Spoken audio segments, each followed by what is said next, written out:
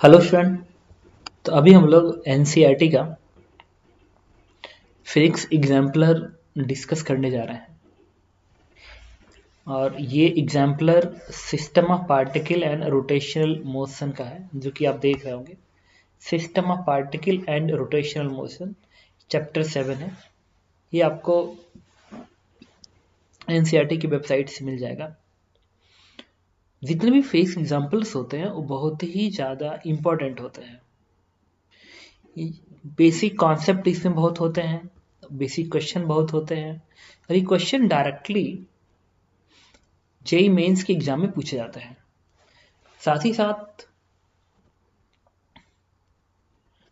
ये आपके basic concept को बहुत ही अच्छे कर देते हैं, जिससे आपको जो सब्जेक्टिव क्वेश्चन होते हैं वो इजीली हैंडल होते हैं। तो आज के बाद हम लोग फिजिक्स एग्जाम्पलर डिस्कस करेंगे।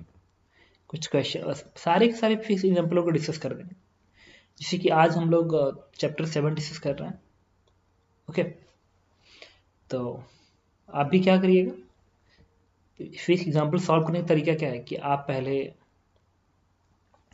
एनसीईआरटी का एग्जाम्पल लीजिए, उसको सॉल्व करिए और वो अगर नहीं समझ में आता है तो आप मेरे वीडियो के थ्रू उसको समझ लीजिएगा। और बहुत ही ज़्यादा इंपॉर्टेंट है, तो ध्यान रखना।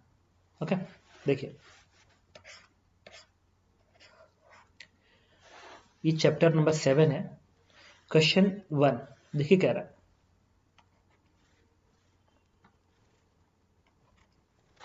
कि for which of following does the centre of lie outside the body. For which of following does the centre of mass lie outside the body.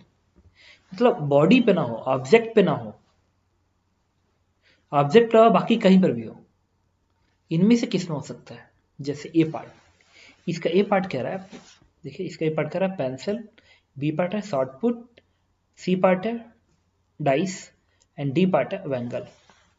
ठीक है, तो पेंसिल ये पार्ट बताता हूँ। पेंसिल कैसा होता है, इस तरीके से होता है पेंसिल, ये पेंसिल है। तो पेंसिल एक सॉलिड ऑब्जेक्ट है इस तरीके से, और इस पूरे का सेंटर ऑफ मास इसके बीच में होता है, मतलब अप्रोक्सीमेट यहाँ पे होगा। ये इस ऑब्जेक्ट के ऊपर है, इस पेंसिल के ही ऊपर उसका सेंटर ऑफ मास होता है। ठीक है, शॉर्ट पुट जो होता है वो एक गोला होता है, जो एथलीट्स जो होते हैं वो इसको फेंकते हैं, गोला ऊपर इसे फेंका जाता है। वो पूरा सॉलिड गोला होता है, स्फीयर होता है, सॉलिड स्फीयर होता है, हैवी सॉलिड स्फीयर होता है। इसका सेंटर ऑफ मास वो भी एग्जैक्टली बीच में होगा, इसका सेंटर ऑफ मास होगा एग्जैक्टली बीच में होगा। पेंसिल का भी सेंटर ऑफ मास एग्जैक्टली बीच में होगा। डाइस, डाइस जो होता है इस तरीके से होता है, डाइस तो देखा ही होगा आपने, पूरा पूरा सॉलिड होता है और इस स्क्वायर क्यूब शेप का होता है, क्यूब शेप का होता है। तो उसका जो सेंटर ऑफ मास है वो भी इस क्यूब के सेंटर पर लाई करेगा, क्यूब के सेंटर पर लाई करेगा। ठीक है, अब बात करेंगे बेंगल्स। बेंगल्स होता है सर्कुलर शेप का होता है, इस तरीके से सर्कुलर शेप का होता है।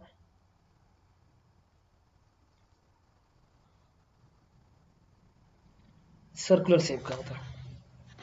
तो अब इसका जो सेंटर ऑफ मास होगा एक तरह से अब क्या है, हॉलो स्फीयर जैसा है। हॉलो स्फीयर कह रहा है एक रिंग की तरह से, बेंगल एक रिंग की तरह से होता है। और रिंग का जो सेंटर ऑफ मास है, रिंग का जो सेंटर ऑफ मास वो कहाँ पे होगा, रिंग के सेंटर पे होगा, सेंटर पे, सेंटर, ये सेंटर ऑफ मास है। तो ये ऑब्जेक्ट के ऊपर नहीं है, देखो ये हॉलो प्लेस, हॉलो जगह पे है, मतलब खाली जगह पे है। ठीक है, तो यहाँ पे है, जबकि ऑब्जेक्ट यहाँ पे है, ऑब्जेक्ट यहाँ पे है, ये ऑब्जेक्ट है। इन सब में देखो सेंटर ऑफ मास ऑब्जेक्ट पे है, इन सब में सेंटर ऑफ मास ऑब्जेक्ट पे है, इन सब में सेंटर ऑफ मास ऑब्जेक्ट पे है।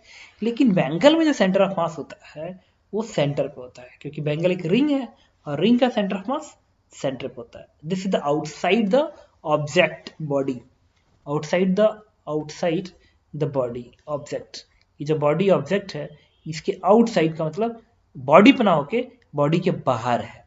तुम्हें मत समझना कि बैंगल के अंदर इनसाइड, ये वाला इनसाइड नहीं है, समझ रहे हो।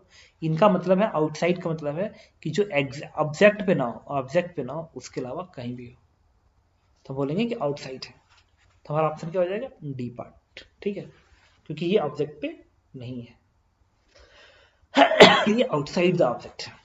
7.2 which of following point is likely position of the center of mass of the system shown in the figure।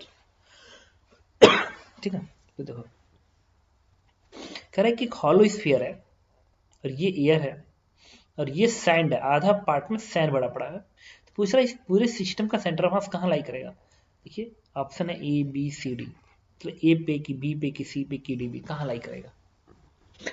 काम करते हैं, बताते हैं। चलिए, जो हॉलो स्फीयर होता है उसका सेंटर ऑफ मास कहाँ लाई करेगा। हॉलो स्फीयर का सेंटर ऑफ मास सेंटर पर लाई करेगा, मतलब यहाँ पर लाई करेगा। इस हॉलो स्फीयर का जो सेंटर ऑफ मास होगा वो सेंटर पर लाई करेगा, ठीक है। और ये जो सैंड है, ये जो सैंड है, सैंड, इसका सेंटर ऑफ मास कहाँ लाई करेगा। तो जो सैंड है ना, सैंड है तो सैंड हेमीस्फेरिकल है ना, ये हॉलो स्फीयर है। देखो हॉलो लिखा है, हॉलो स्फीयर। तो अगर ये हॉलो स्फीयर है, अगर ये हॉलो स्फीयर है और सैंड आधा में भरा पड़ा है तो हेमीस्फेरिकल पार्ट बन गया ना। और हेमीस्फीयर का सेंटर ऑफ मास कहाँ होता है। हेमीस्फीयर का सेंटर ऑफ मास होता है सॉलिड के केस में,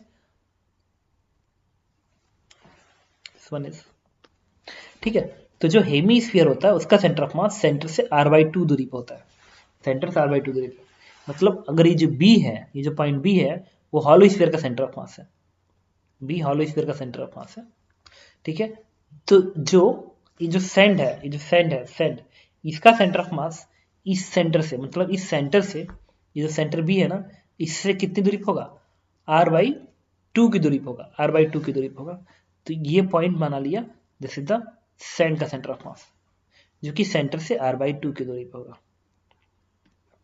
तो इस पूरे सिस्टम का सेंटर ऑफ मास कहाँ हो सकता है, इसी बीच में कहीं होगा। इस पूरे सिस्टम का सेंटर ऑफ मास कहाँ होगा, बी और एस के बीच में कहीं होगा, कहीं पे होगा। तो इस लाइन में कहीं पे भी हो सकता है, कहीं पे भी हो सकता है। इसका मतलब ये है कि ये जो एस है वो कहीं इधर होगा, r/2 दूरी पे। देखिए एस। तो ये जो हॉलो स्फीयर है इसका सेंटर ऑफ मास सी पे है, बी पे है, बी पे। जो हॉलो स्फीयर है उसका सेंटर ऑफ मास बी पे है, और ये जो सैंड है इसका सेंटर ऑफ मास कहाँ पे है, एस पे है, सेंटर से r/2 दूरी नीचे। तो इस दोनों का सेंटर मास कहाँ होगा, इसी के बीच में कहीं पे होगा ना। तो इसके बीच में तो एक ही पॉइंट है एंड दैट इज सी।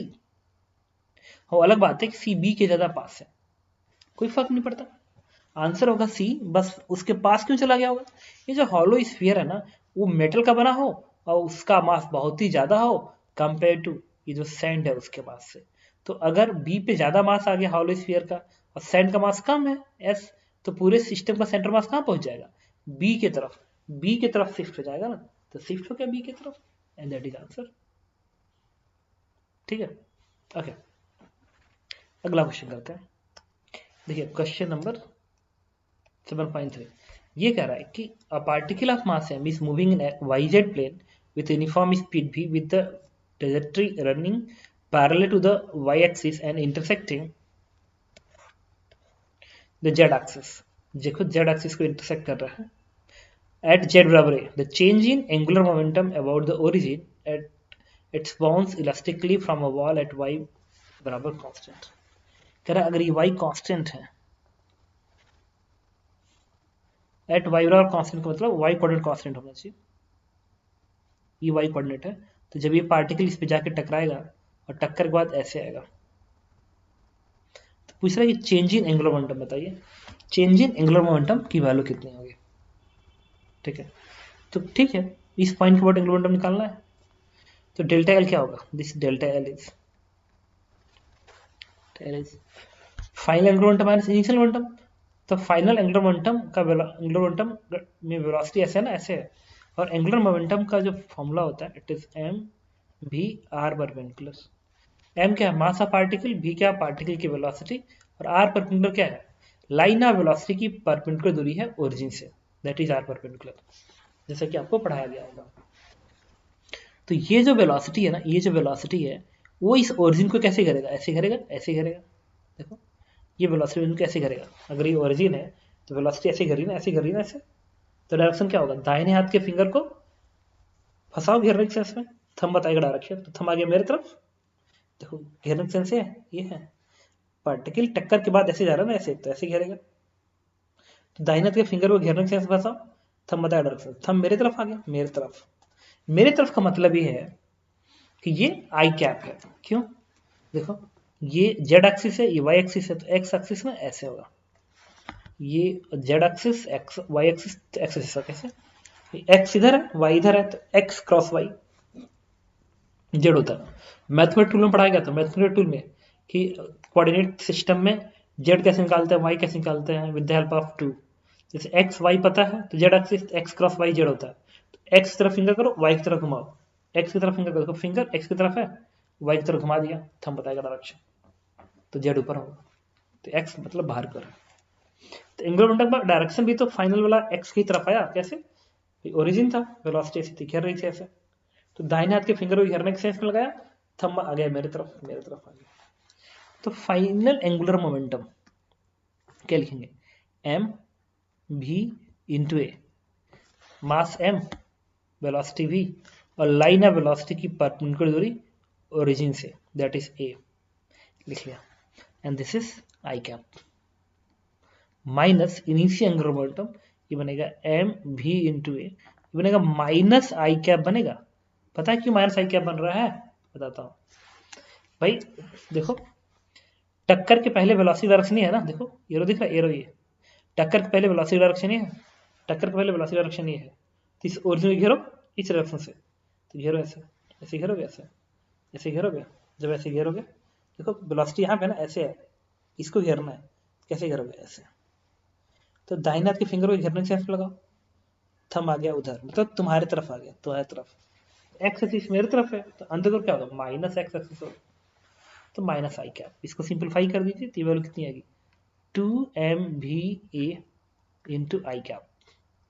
देखो आई कैप को इन्होंने इससे जो ई एक्स लिखा हुआ है ना, ई एक्स आई कैप, उन्होंने यूनिट वेक्टर को ही ऐसे रिप्रेजेंट किया है, v इंटू ए ई एक्स आई कैप, मतलब ये और ये एग्जैक्टली सेम है, तो आंसर क्या होगा? 2mva, ये हो जाएगा, दैट इज आंसर। अब 7.4 डिस्कस करेंगे।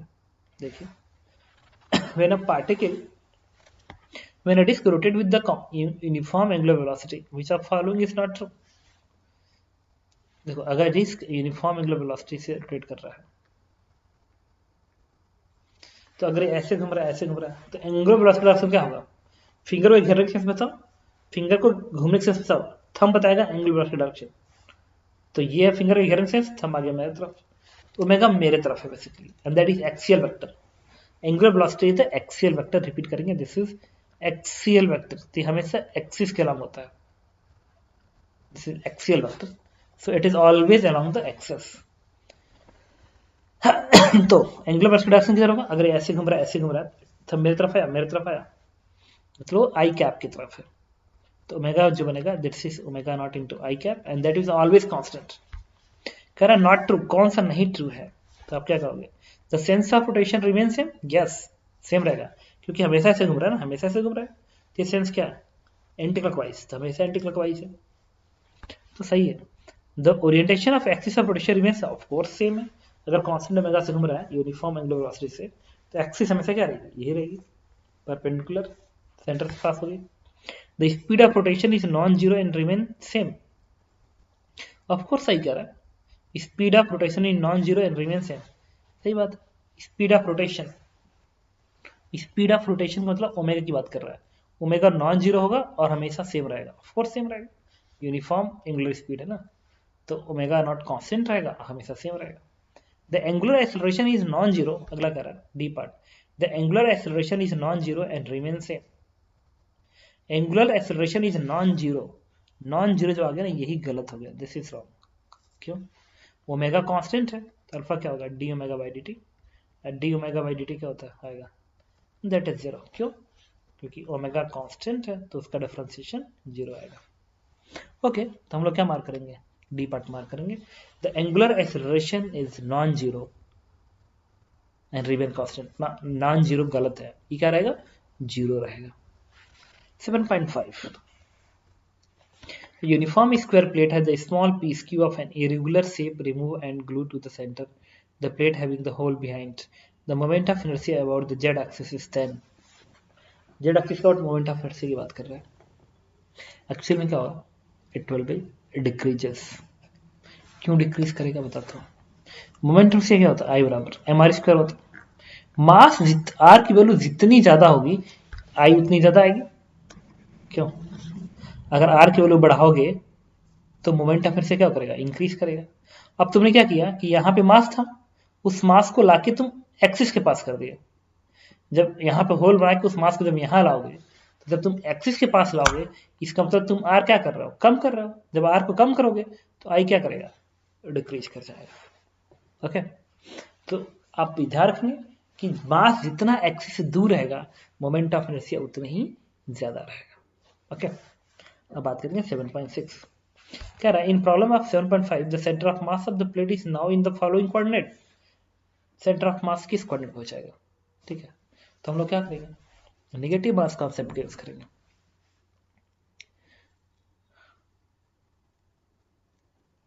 अच्छा देखो, ये जो है ये पूरा प्लेट है, देखो एक पूरा प्लेट है ऐसा। तो इस पूरे प्लेट का जो सेंटर ऑफ मास होगा वो कहाँ होगा, एग्जैक्टली सेंटर पर होगा। पूरे प्लेट का सेंटर मास कहाँ होगा, एग्जैक्टली सेंटर पर होगा। अब आपने क्या किया कि यहां से मास को आप हटा रहे हैं, गायब कर रहे हैं।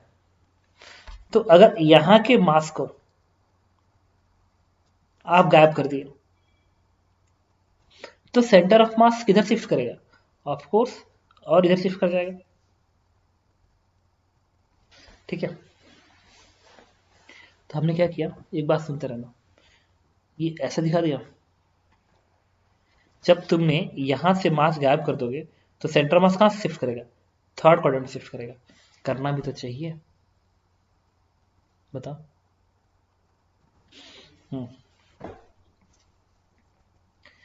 भाई ऐसे भी देखो, बताता हूँ। देखो इधर मास क्या है, एक बात देखो, इधर मास क्या है, m के बराबर है।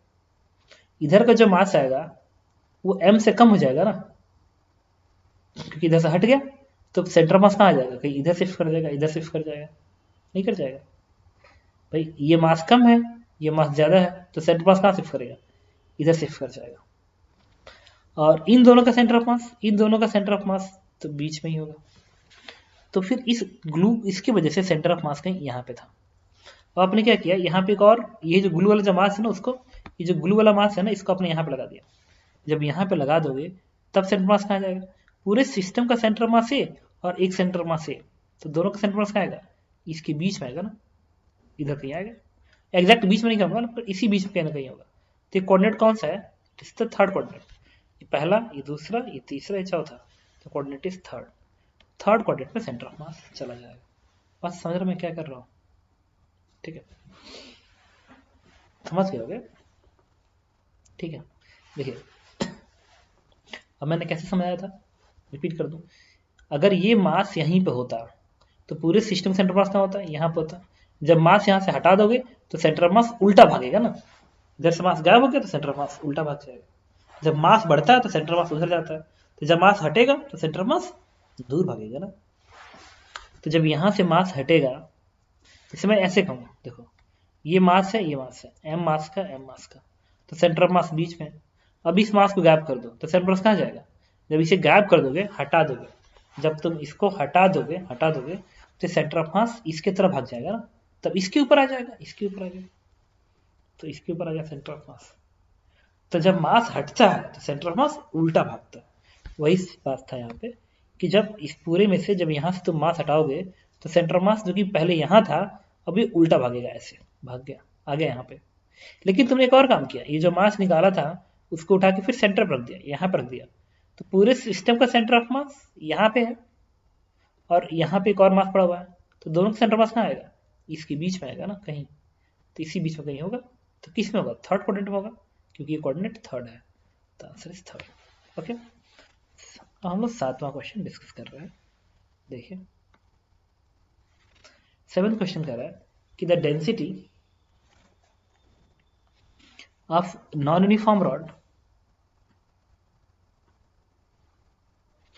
the density of non-uniform rod of length 1 is given by this one, where b the center of mass of the rod is।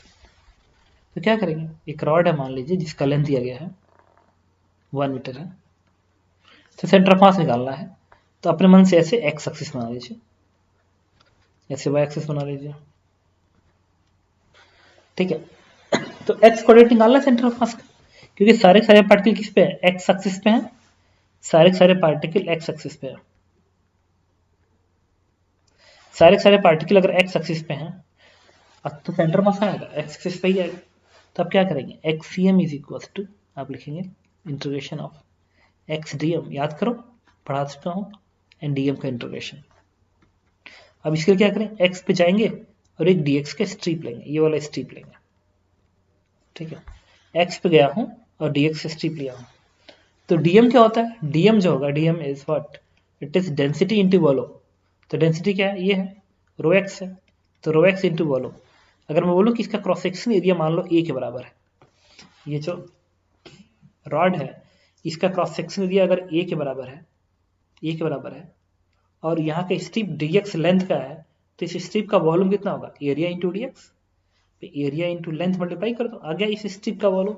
तो क्या करोगे, डेंसिटी में वॉल्यूम मल्टीप्लाई कर दो, ए इंटू डी एक्स, आ गया डीएम। अब यहाँ वैल्यू प्लेस करेंगे, that is integration of x, X x है तो डीएम के जगह पे क्या लिखोगे, दिस वन, रो क्या है, रो जो है आपका वो बराबर है इसका ए ब्रैकेट में 1 plus B X square, A bracket में 1 प्लस बी एक्स का square into A D x, लिख लिया। तो ये बन गया आपका डीएम है ना, डीएम, ये डीएम क्यों बना है, देखो इस डेंसिटी की जगह पे मैंने इसे रखा है ए 1 प्लस बी एक्स स्क्वायर, और इसको एज इट इज रहने दिया यहाँ पे। फिर इंटीग्रेशन करेंगे डीएम, तो डीएम तो यही है ना, डीएम तो यही वाला पार्ट है, तो इसको यूज कर लो, it is 1 plus B X square ये इंटू डी एक्स। लिमिट कहाँ से, 0 से लेके 1 तक, एक्स की लिमिट है 0 से लेके 1 तक, ओके। जब करोगे इसको इंटीग्रेट ना, तो इसकी वैल्यू आ जाएगी, देखो कितना आएगी, ये बनेगी एक्स अंदर जाएगा तो एक्स के इंटरसेक्शन क्या बनेगा, X square by 2, limit place करेंगे तो आएगा 1/2 प्लस ये B X X X X square into X, X Q बनेगा, तो एक्स पावर 4/4 बनेगा, और लिमिट 1 प्लेस करेंगे तो बन जाएगा 1/4 इंटू बी। अच्छा ये जो ए टर्म है ना स्मॉल ए, इसके यहाँ पर रहना, तो स्मॉल ए यहाँ भी तो आएगा, इस स्मॉल ए जब यहाँ पे आएगा तो यहाँ पे भी तो आएगा स्मॉल ए, तो स्मॉल ए कॉन्स्टेंट बाहर आ जाएगा, तो स्मॉल ए इसको कट कर देगा, एंड डिवाइड बाई नीचे का इंटीग्रेशन, ये क्या बनेगा एक्स डी एक्स, और ए से ए भी कटेगा ना, ए से ए भी कट जाएगा, तो ये वाला एक कट जाएगा, तो इससे क्या बनेगा, this is the x integration 1 बनेगा, ये बनेगा बी एक्स स्क्वायर के इंटीग्रेशन बनेगा एक्स क्यू बाई 3, तो इट इज 1/3। तो हम क्या करेंगे, आप सिंप्लीफाई कर दो, तो यहाँ पे 2 मल्टीप्लाई करेंगे 2, तो ये बनेगा कितना 4, 3/4 ब्रैकेट में, ये कितना बनेगा 2 plus B divide by 3 plus B. तो समझ सकते हैं दिस आंसर इज 3/4, ये पार्ट का आंसर है। इसके बाद आते हैं 7.8, कह रहा है कि merry go round made like a ring, ring है, ring like platform of the radius R, ring है, पर्सन ये घूम रहा है कितनी स्पीड से, एंगुलर स्पीड ओमेगा से घूम रहा है, और मास है m के बराबर, देखो मास m revolving with the angular speed omega, a person of mass m is standing on it, एक पर्सन यहाँ पे है, इसका ही मास m के बराबर है। अब क्या हुआ, at one stand the person jump off the round radially away from the centre of the road as seen from the ground, the speed of the round afterward is, तो ये तो अभी है, इसके बाद क्या हुआ कि ये रेडियली ऐसे कूद गया, सेंटर से पास हो रहा था, रेडियली आउटवर्ड कूद गया, as seen from the ground, ground से देखने पे ग्राउंड ऑब्जर्वर को लग रहा है ये रेडियली आउटवर्ड भाग रहा है, तो इसका नया ओमेगा बताइए। तो यूज क्या करेंगे, एंगुलर मोमेंटम कंजर्वेशन, अगर आपने पढ़ा होगा एंगुलर मोमेंटम कंजर्वेशन, तो हम इसमें यूज करेंगे एंगुलर मोमेंटम कंजर्वेशन। तो इस पूरे सिस्टम का इनिशियल मोमेंटम क्या होगा, आई ओमेगा, तो आई में क्या आएगा, मोमेंट ऑफ इनर्शिया सबका आएगा ना, रिंग क्या आएगा, रिंग का कितना आएगा, रिंग की moment of inertia x square क्या होता है mr स्क्वायर, तो आप लिखेंगे mr स्क्वायर, ये रिंग का हो गया, प्लस पर्सन का मोमेंट ऑफ इनर्शिया सेंटर का अबाउट, ये पर्सन भी तो रिंग पे ही है, क्या लिखेंगे mr स्क्वायर, तो नेट आई इंटू ओमेगा बन गया, net initial angular momentum equal to final angular momentum, final में ये जो पर्सन है, पर्सन का जो रिंग है, इसका एंगुलर मोमेंटम बनेगा mr² इंटू ω1 आई ओमेगा प्लस पर्सन का जीरो बनेगा। पता है क्यों जीरो बनेगा? पर्सन रेडियली आउटवर्ड कूद गया ना, ये जो पर्सन है ये रेडियली आउटवर्ड कूद गया, तो पर्सन का एंगुलर मोमेंटम जब आएगा, अब पर्सन रिंग अलग अलग हो गया, तो पर्सन का जो एंगुलर मोमेंटम आएगा this is mv into R perpendicular. Line है वेलोसिटी की परपेंडिकुलर एक्सिस से, तो ये तो जो वेलोसिटी है वो तो एक्सिस से ही पास कर रही है, ऐसा लग रहा है इस ऑब्जर्वर को। लिखा ना रेडियली आउटवर्ड, देखो radially away from centre of round as seen from the round, round नहीं है, एज सीन फ्रॉम ग्राउंड है, ग्राउंड। ठीक है, तो ग्राउंड देखने पे रेडियली अगर आउटवर्ड कूद रहा है तो इसका एंगुलर मोमेंटम क्या आएगा? इसके अबाउट जीरो आएगा, एक्सिस के अबाउट। क्यों? क्योंकि वेलोसिटी सेंटर से ही से पास कर रही है ना, वेलोसिटी अगर सेंटर से पास कर रही है तो एंगुलर मोमेंटम जीरो आता है। सिंप्लीफाई कर दीजिए, तो इससे ω1 की वैल्यू क्या आएगी? दिस इज 2 ओमेगा, तो आंसर हो जाएगा ये पार्ट। ओके, चलिए 7.9 इसमें कह रहा है कि करेक्ट अल्टरनेटिव को चूज करिए। For a general rotation motion, the angular momentum L and angular velocity omega need not be parallel. Need not be parallel. सही तो कह रहा है, एकदम सही कह रहा है। क्यों? कोनिकल पेंडुलम देखो, कोनिकल पेंडुलम जब ऐसे घूमता है तो एंगुलर मोमेंटम एक्सिस के अलॉन्ग होता है, एक्सिस के अलॉन्ग होता है, एंगुलर वेलोसिटी एक्सिस के अलॉन्ग होती है जब ये पार्टिकल, क्योंकि एक्सियल वेक्टर है। जब कोनिकल पेंडुलम ऐसे घूमता है तो एंगुलर वेलोसिटी एक्सिस के अलॉन्ग होती है, जबकि एंगुलर मोमेंटम ये जो कोनिकल पेंडुलम का सेंटर है इसके अलावा ऊपर कर होगा, जबकि इसके अलावा याद करो मैंने इस लाइन पे परपेंडिकुलर करवाई थी ऐसे, तो अलग अलग नहीं हो गया। तो जो कोनिकल पेंडुलम है इसमें अगर मैं मान लूँ इस तरीके से, ये कोनिकल पेंडुलम है, ये एक्सिस है इसकी, तो एंगुलर वेलोसिटी एक्सियल वेक्टर है तो एक्सिस के अलॉन्ग हुई, तो एंगुलर वेलोसिटी का डायरेक्शन ये है, देखिए तो ये है डायरेक्शन एंगुलर वेलोसिटी की, जो कि एक्सिस के अलॉन्ग होगा। लेकिन जो एंगुलर मोमेंटम होगा ना, एंगुलर मोमेंटम, मान लो पार्टिकल यहाँ पे है, इस पार्टिकल का जो एंगुलर मोमेंटम होगा, एंगुलर मोमेंटम इस पॉइंट के अबाउट ऐसे होता है, और इस पॉइंट के अबाउट कुछ चाहिए, कैसे होगा? ऐसे घूम रहा है ना, ऐसे अगर ऐसे घूम रहा है तो इस पॉइंट के अबाउट एंगुलर मोमेंटम, इसको घेर रहा है ना, इसको तो घेरने के सेंस में ऊपर को आ गया, ये इसके अबाउट निकालोगे तो ऐसे घेरेगा ना, ऐसे, तो ऐसे बनेगा परपेंडिकुलर बाहर, तो ऐसे बनता है। अगर आपने रोटेशनल मैकेनिक्स अटेम्प्ट किया होगा, मेरे ये पॉइंट मान लो P है, प्लेलिस्ट से देखा होगा तो आपको पता चल जाएगा कि ये चीज़ें ऑलरेडी मैं बता चुका हूँ। ठीक है, इसीलिए इसको उतना आपको समझ में आ रहा होगा। तो देखो एंगुलर मोमेंटम इस पॉइंट को ऊपर की ओर है, जबकि इसी पॉइंट को एंगुलर मोमेंटम ऐसे है, जबकि एंगुलर वेलोसिटी हमेशा ऊपर की ओर है। तो वही कह रहा है कि for a general rotation motion the angular momentum L and angular velocity omega need not parallel. हाँ ऑफ कोर्स सही कर रहा है, देखो इस पॉइंट पे एंगुलर मोमेंटम ऐसे है, जबकि एंगुलर वेलोसिटी हमेशा ऊपर की ओर है। क्या पैरेलल है? नहीं। और यहाँ पे क्या है? पैरेलल। देखो एंगुलर मोमेंटम ऊपर और एंगुलर वेलोसिटी भी ऊपर, तो पैरेलल है। B part. For rotational motion about the fixed axis, the angular momentum L and angular velocity omega are always parallel.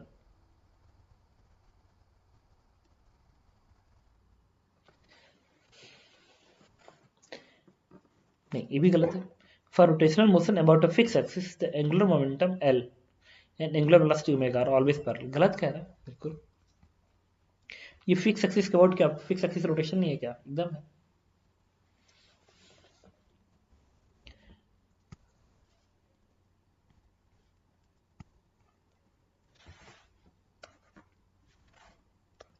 C part कह रहा है,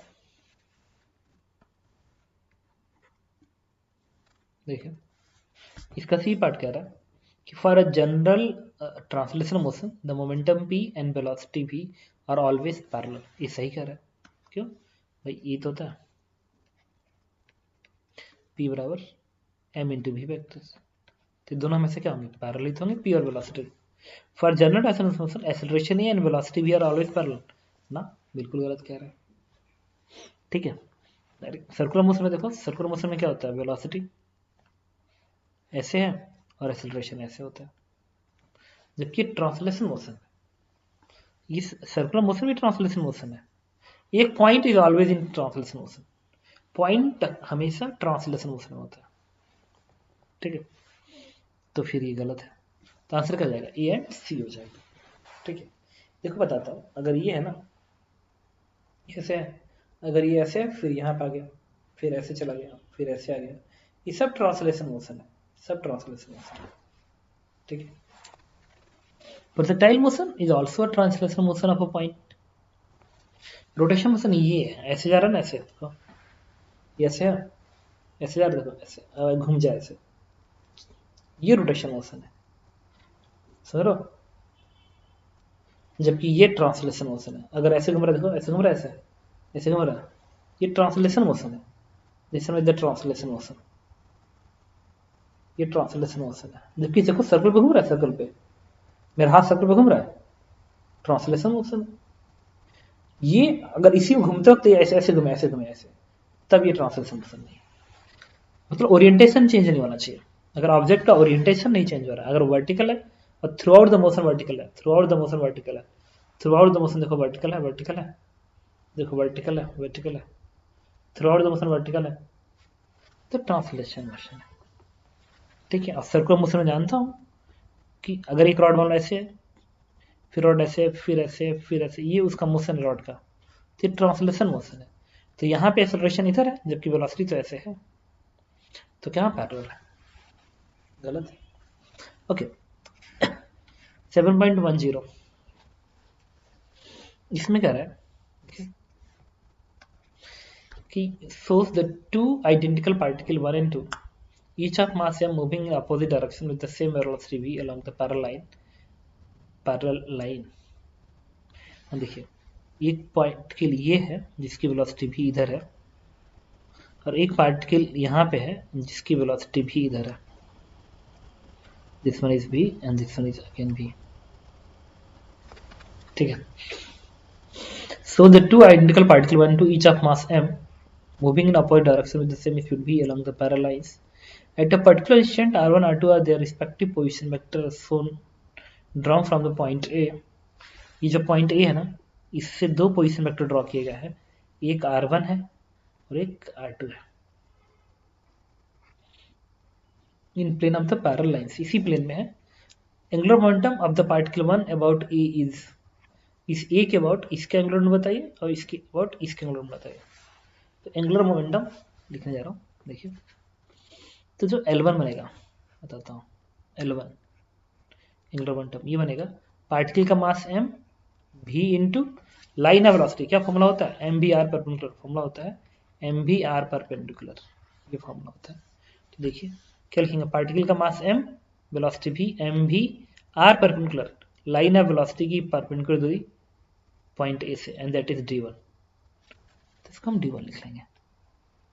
डायरेक्शन क्या आएगा, ये पॉइंट ए है, वेलोसिटी इधर है ना, तो इस वेलोसिटी से इसको घेरो, ऐसे घेरोगे, ऐसे घेरोगे, तो फिंगर को घेरने के शेष फंसाओ, थम आगे मेरे तरफ, मेरे तरफ, तो डायरेक्शन है मेरे तरफ, मेरे तरफ मतलब उसको डॉट से रिप्रेजेंट करोगे, डॉट से। डॉट का मतलब होता है बाहर की ओर, क्रॉस का मतलब होता है अंदर की ओर, इसका मतलब ए पार्ट उन्होंने सही कहा है, B part. The angular momentum L2 of the particle, the angular momentum L2 of the particle 2 about A is, तो जो L2 की वैल्यू आएगी, this is M V into d2 बनेगा। देखो लाइन ऑफ वेलोसिटी की, ये वेलोसिटी है ना, लाइन ऑफ वेलोसिटी की परपेंडिकुलर दूरी इस एक्सिस से कितना है, d2 तो है, d2 लिखेंगे एम वी d2, और इस पॉइंट को इस वेलोसिटी से घेरो, ऐसे घेरोगे ना, ऐसे जब ऐसे घेरोगे, ऐसे घेरोगे, तो फिंगर को घेरने के शेष फंसाओ, थम आ गया इधर, दाहिने हाथ के फिंगर को, वेलोसिटी ऐसे ना, ऐसे वेलोसिटी ऐसे घेरो, इसको ऐसे घेरो, ऐसे घेरोगे ऐसे, तो दाहिने हाथ के फिंगर को घेरने से थम आ गया तुम्हारे तरफ, वेलोसिटी ऐसे जा रही है ना, तो फिंगर को वेलोसिटी की डायरेक्शन में, थम आ गया इधर। तो अरे ऐसे नहीं करोगे ना, क्यों, इसको घेरना है ना, ऐसे घेरोगे ना, ऐसे, तो फिंगर को ऐसे चलाना है, ये जो पंजा ये है ना, पाम उस पॉइंट ए की तरफ होना चाहिए, ऐसे थम आ गया अंदर, क्रॉस से रिप्रेजेंट करेंगे, अंदर को हो रहा है इसलिए क्रॉस से रिप्रेजेंट करेंगे, इसका मतलब उन्होंने बी पार्ट गलत बता रखा है, गलत बता रहा है। आप कह रहे टोटल एंगुलर मोमेंटम बताइए, the total angular momentum of the system about A is, तो दोनों को जोड़ दो। अगर इस पार्टिकल एंगुलर मोमेंटम इसके बाद निकालना है सिस्टम का, तो इसको इसमें से जोड़ दो। तो जब जोड़ोगे तो क्या आएगा, d1 माइनस डी बनेगा, ये क्रॉस है ना, तो d1 माइनस डी बनेगा। तो ये इन्होंने गलत दे रखा है। टोटल एंगुलर मोमेंटम होना चाहिए कितना, टोटल एंगुलर मोमेंटम होना चाहिए एम भी d1 माइनस d2 डॉट। तो आपने d1, कोई बात नहीं, d1 में से अगर d2 हटाया है तो डॉट आएगा, और अगर d2 d1 ज्यादा तो अपने आप ही माइनस आने का, माइनस आने का बताएगा क्या, क्रॉस। ओके, ये देखिए total angular momentum of system about A is M भी d2 माइनस d1 क्रॉस, एकदम सही कर रहा है भाई। जब d1 माइनस d2 लिखोगे, d1 माइनस d2 तो डॉट से रिप्रेजेंट कर रहे हो, तो d2 माइनस d1 जब लिखोगे तो माइनस एन आ गया ना, माइनस एन क्या करेगा, इस डॉट को क्रॉस बना देगा। सही। 7.11 7.11 इधर कह रहा है क्वेश्चन में, the net external torque on the system of the particle about an axis is zero, which of following is compatible with it. The net external torque on the system is zero, कह रहा है कि net torque zero है। अब comment करना है इसमें क्या क्या पॉसिबिलिटी है। ये part, the force may be acting radially from the point on the axis, of course सही कह रहा है कि अगर ये एक्सिस है, अब फोर्स एक्सिस से रेडियली है, रेडियल मतलब एक्सिस से पास होती नजर आ रही है, तो जब भी फोर्सेस एक्सिस से पास करती हैं तो टॉर्क क्या आता है, जीरो। हाँ हो सकता है कि the forces may be acting radially from the point on the axis. Good. B part, the force may be acting on the axis of rotation, एकदम सही कह रहा है, अगर फोर्सेस एक्सिस होंगी तभी भी टॉर्क जीरो होगा। C part, the forces may be acting parallel to the axis of rotation, एकदम सही कह रहा है कि अगर एक्सिस के पैरेलल फोर्स होगा, एक्सिस के पैरेलल अगर फोर्स होगा तभी भी एक्सिस के अबाउट टॉर्क जीरो है, क्योंकि मैं बता चुका हूँ कि forces is passing through axis या parallel to axis, its torque will be zero. अब बात करेंगे डी की। The torque caused by the some forces may be equal and opposite to the caused by the other forces, तब सही कर रहा है। अगर एक के फोर्स की वजह से टॉर्क टाउ आ रहा है, दूसरे वजह से माइनस टाउ आए, ताकि नेट क्या आ जाए, जीरो। तो डी पार्ट भी सही कर रहा है। फिर बताते हैं 7.12 पे क्या रहा है कि figure shows lamina in xy plane, the two axes z and zs pass perpendicular to its plane, ये z है और ये z डैश है, ये z डैश है। A force F act on a plane lamina at a point P as shown in the figure. Which of following are true? The point P is closer to the z dash than z axis. कह रहा है कि ये ज्यादा पास है z dash के, तो दिख भी तो रहा है कि इसके ज्यादा पास है, ये थोड़ा दूर है। अब कह रहे हैं ये part, the torque tau caused by the F about z axis is minus k cap. इस फोर्स का टॉर्क इसके अबाउट, चलो तो ये z एक्सिस है, ये z एक्सिस है, ये वाला मार्कर। अब फोर्स ऐसे जा रहा है, देखो f वेक्टर तुम्हारी तरफ है, तो अगर ऐसे है तो घेरो, तो ऐसे है तो इस एक्सिस को घेरना, इस एक्सिस को घेरो, तो घेरो कैसे ना, तो फिंगर को घेरना एक सेंस बताओ, थम आगे अंदर को, अंदर को मतलब माइनस k कैप, z का उल्टा minus k cap. The torque z caused by the force F about z axis minus K cap. अच्छा इसके अलावा लॉन्ग आएगा माइनस के कैप, तो ये बी पार्ट सही कह रहा है, तो ए पार्ट भी सही होगा, पता है क्या, नहीं ये गलत हो जाएगा, ए पार्ट उल्टा आएगा ना, पॉजिटिव आ जाएगा। देखो कैसे भाई, जेड एक्सिस यहाँ पे, फोर्स इधर है ना, ऐसे है, तो फिंगर को इधर लेके जाओ, थम आ गया ऊपर, तो प्लस के कैप होगा, जबकि उन्होंने ऑप्शन देखो लिखा माइनस के कैप, माइनस नहीं रहेगा, प्लस के कैप रहेगा, तो जेड के अलॉन्ग प्लस के कैप बनेगा और जेड डैश के अलॉन्ग माइनस के कैप बनेगा। C part, the torque tau caused by the F about Z axis is greater in the magnitude than that of Z axis. हाँ ये भी सही कह रहा है, the torque Z about Z से नहीं, एक सेकेंड, यही तो प्रॉब्लम है, इसमें क्या लिखा हुआ है, अगर क्योंकि दोनों पॉइंट सेम बन गया, ये जेड डैश है, द टॉर्क टाउ कहाँ गया, tau caused by the f about z is greater than the magnitude of then z dash, तो सही है इसलिए क्योंकि ये दूरी ज्यादा है, तो टॉर्क में क्या होता है, आर परपेंडिकुलर टू एफ होता है, तो अगर आर ज़्यादा आ गया तो टॉर्क ज़्यादा आएगा, तो ये दूरी ज़्यादा और ये दूरी कम है, इसका मतलब इसके बहुत टॉर्क ज़्यादा आएगा, इसके बहुत टॉर्क कम आएगा। The total torque is given by this one, ये तो बिल्कुल गलत है। ये टॉर्क किसी एक एक्सिस के वर्ड निकाला जाएगा ना, नेट टॉर्क किसी एक एक्सिस के वर्ड, ये थोड़ी कि इसके वर्ड टॉर्क कितना है, इसके वर्ड इतना है, अब नेट दोनों दोनों, ये क्या है भाई, इस एक्सिस के वर्ड एक फोर्स यहाँ होता और एक फोर्स यहाँ होता, और तब कोई पूछता नेट टॉर्क, तो मैं क्या करता, इसका कितना टॉर्क आ रहा है, इसका कितना टॉर्क आ रहा है, दोनों जोड़ दो, आ गया नेट टॉर्क। तो गलत है। 7.13 इसमें क्या रहा है, क्यूब साइज ए मास एम, कह रहे क्यूब है ये जिसका एज की लेंथ ए के बराबर है एंड मास एम के बराबर है, state whether the following is true या false. I X I Z और I X plus I Y, कह रहे जो आई जेड है इसकी moment of inertia I X plus I Y के बराबर, एकदम गलत कह रहा है, क्यों, क्योंकि जो क्यूब है 3D ऑब्जेक्ट होता है, और 3D ऑब्जेक्ट में ये पैरेलल एक्सिस थ्योरम नहीं लगता है, पैरेलल करो परपेंडिकुलर एक्सिस थ्योरम नहीं लगता है, तो ये पार्ट तो गलत हो गया। B part, the moment of inertia of the cube about Z dash is this one, Z dash, ये जेड डैश, ये क्या होगा I Z plus M square by 2, तो आई जेड और इस आई जेड इसके और इसके बीच की दूरी ना पता है ए बाई रूट 2 ही होगा, ये जो जेड है ना जो कि सेंटर से पास कर रहा है, सेंटर से पास कर रहा है, और ये जो एक्सिस है देखो, ये जेड है सेंटर से पास कर रहा है, और ये जो एक्सिस है वो इस कॉर्नर से पास कर रहा है, तो इसके बीच की जो दूरी होगी ना, ये दूरी, यही दूरी बेसिकली किसके बराबर होगी, this one is, this one is a by root 2, but ये एक्सिस और ये एक्सिस पैरेलल थोड़ी है, पैरेलल एक्सिस थ्योरम में लगता है ऐसे पैरेलल होना चाहिए, ये पैरेलल नहीं है, ये ऐसे और ये ऐसे, ये कौन सा पैरेलल है, पैरेलल ऐसे होना चाहिए, देखो ऐसे पैरेलल, ऐसे नहीं, ये कौन सा पैरेलल है, ठीक है, तो ये तो गलत ऑप्शन है, ये भी गलत ऑप्शन है, क्योंकि perpendicular axis theorem 3D object में लगता है, प्लेनर भी इसमें लगता है, और ये भी गलत है, क्यों, क्योंकि ये दोनों एक्सिस आपस में पैरेलल नहीं है। ये क्या कह रहा है, the moment of inertia about Z double dash कौन सा, ये है जेड डबल डैश,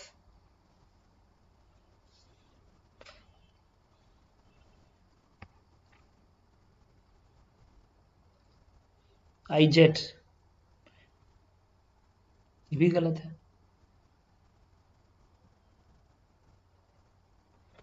ओके ये देखिए, ये जो स्टेटमेंट है ये तो रॉन्ग, फॉल्स स्टेटमेंट, ये बी पार्ट ना ट्रू हो जाएगा, पता है क्यों, आई जेड आई डैश है ना, देखो पढ़ो, ये आई डैश है, आई डैश ये बनेगा जेड डैश, ये डैश इस पे, डबल डैश है इस पे, देख रहे हो, तो ये एक्सिस और ये एक्सिस पैरेलल है ना, है, और इन दोनों की बीच की दूरी, ये दूरी पता कितनी होगी, ये यही दूरी है, ये बाई रूट 2, ये बाई रूट 2, ये बाई रूट 2 है,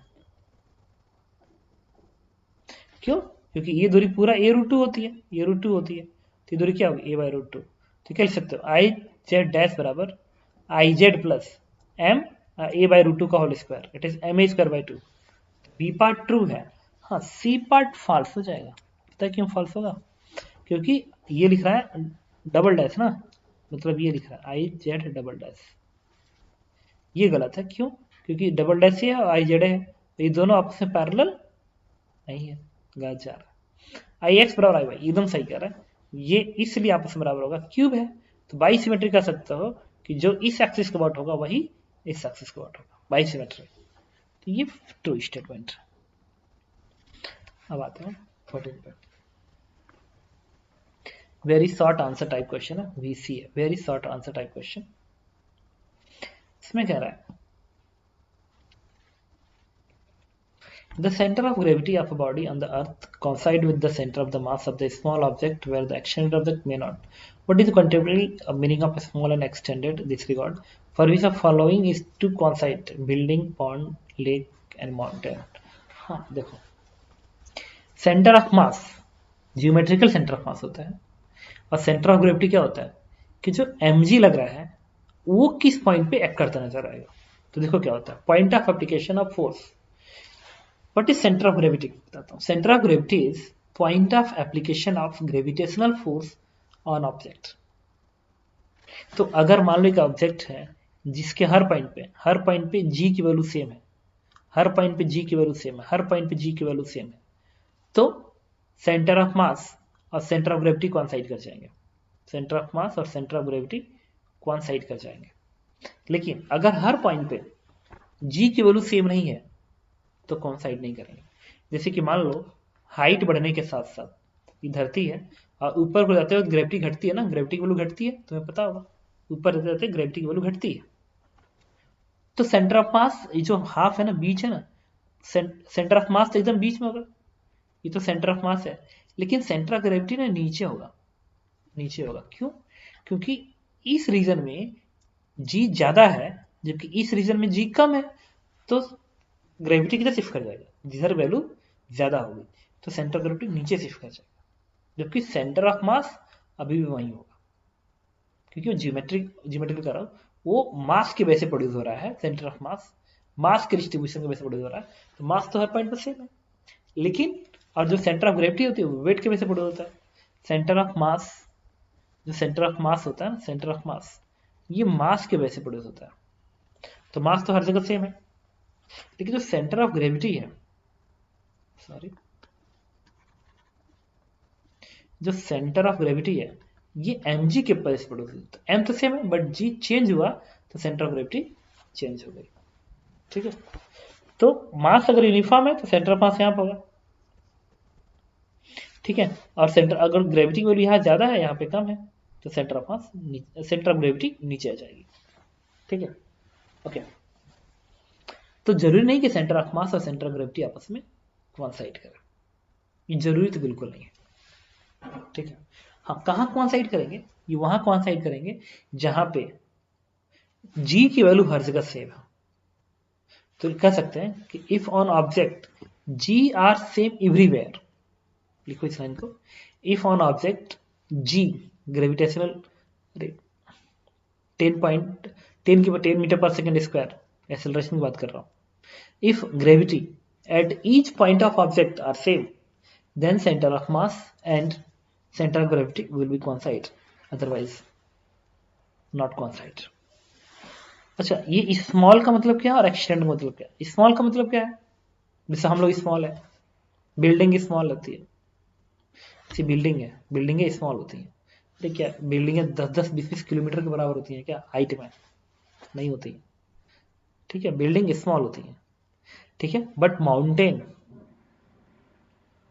एक्सटेंडेड है, बहुत बड़ा है।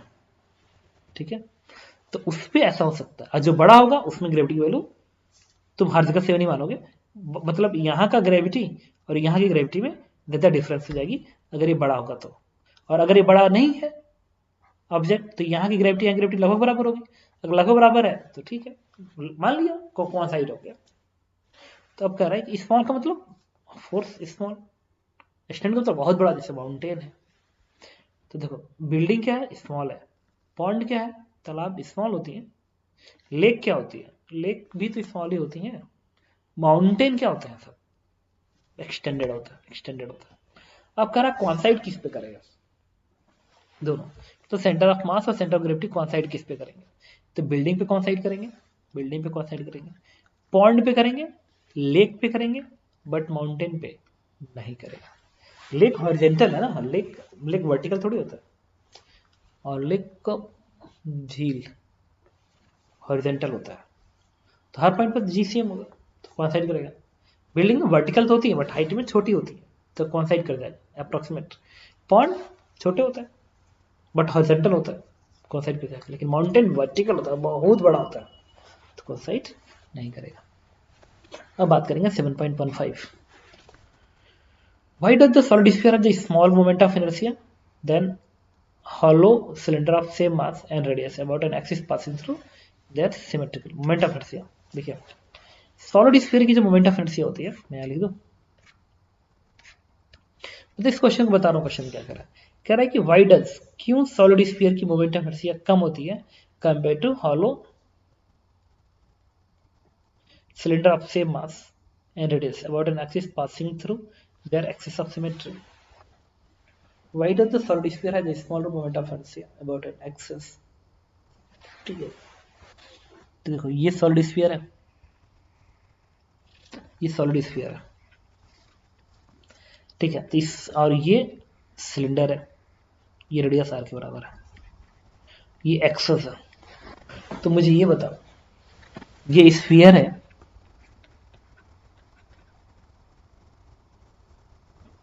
ठीक है, और ये हॉलो सिलेंडर है।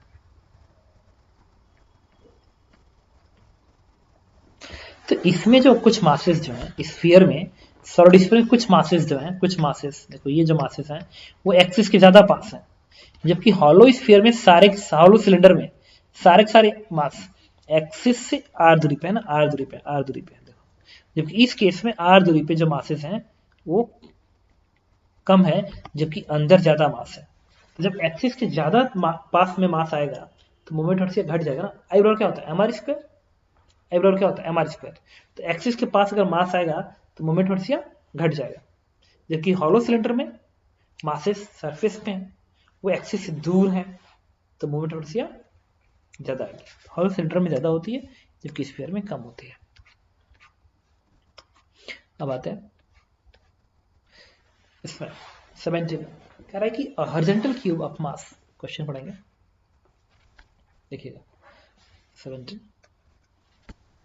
A uniform cube of mass m and side A is placed on the frictionless horizontal surface. ये frictionless horizontal surface है। अब vertical force F is applied to the edge, देखो vertical force लगा हुआ है। Match the following, कह रहा है कि अगर F के वैल्यू इसके बीच में होगा तो cube will move up, cube will not exit motion, cube will begin to rotate and slip at a normal direction respectively at a/3 from a no motion। चलो बताता हूँ। ओके, ये तो टॉपलिंग का क्वेश्चन आ गया, याद करो टॉपलिंग क्वेश्चन कराने के लिए। अच्छा एक चीज और बताता हूँ इसमें, अगर मान लो इसकी वीडियो बनाते हैं, एमजी नीचे दिखाता हूँ।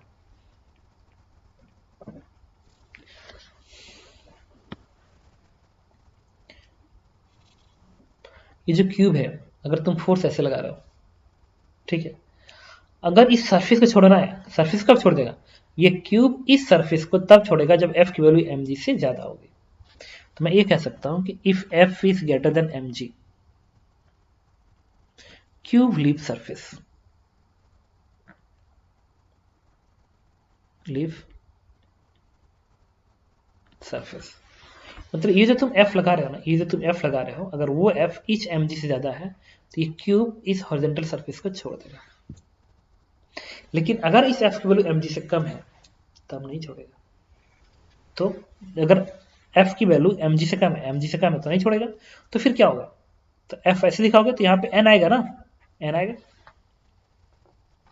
अब देखो एक चीज और है, मैं ये चाहता हूं कि जब तुम इस फोर्स को बढ़ाओगे, बढ़ाते जाओगे, तो ये टॉपल कब करेगा।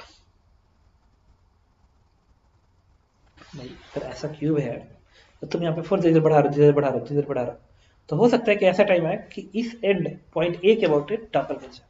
तो मैं चाहता हूँ टॉपल कब करेगा, तो इस केस में तो लीव करेगा, इस केस में देखो, इस केस में तो लीव करेगा, टॉपल कब करेगा। तो टॉपल करने के लिए मैंने क्या किया, इसको चेक कर लेते हैं, एक एक करके चेक करेंगे चीजों को। टॉपल कब करेगा, टॉपल मतलब ऐसे कब घूमेगा। तो टॉपल करने की कंडीशन ये है कि जो नॉर्मल रिएक्शन होगा, अगर आपको याद होगा तो नॉर्मल रिएक्शन एकदम एज पे जाता है। अगर पॉइंट एक बार टॉपल होना है, अगर तुम ये क्यूब है ऐसे, अगर तुम ऐसे खींच रहे हो तो टॉपल इस एंड के अबाउट होगा ना, इस एंड के अबाउट होगा, इस एंड के अबाउट टॉपल होगा।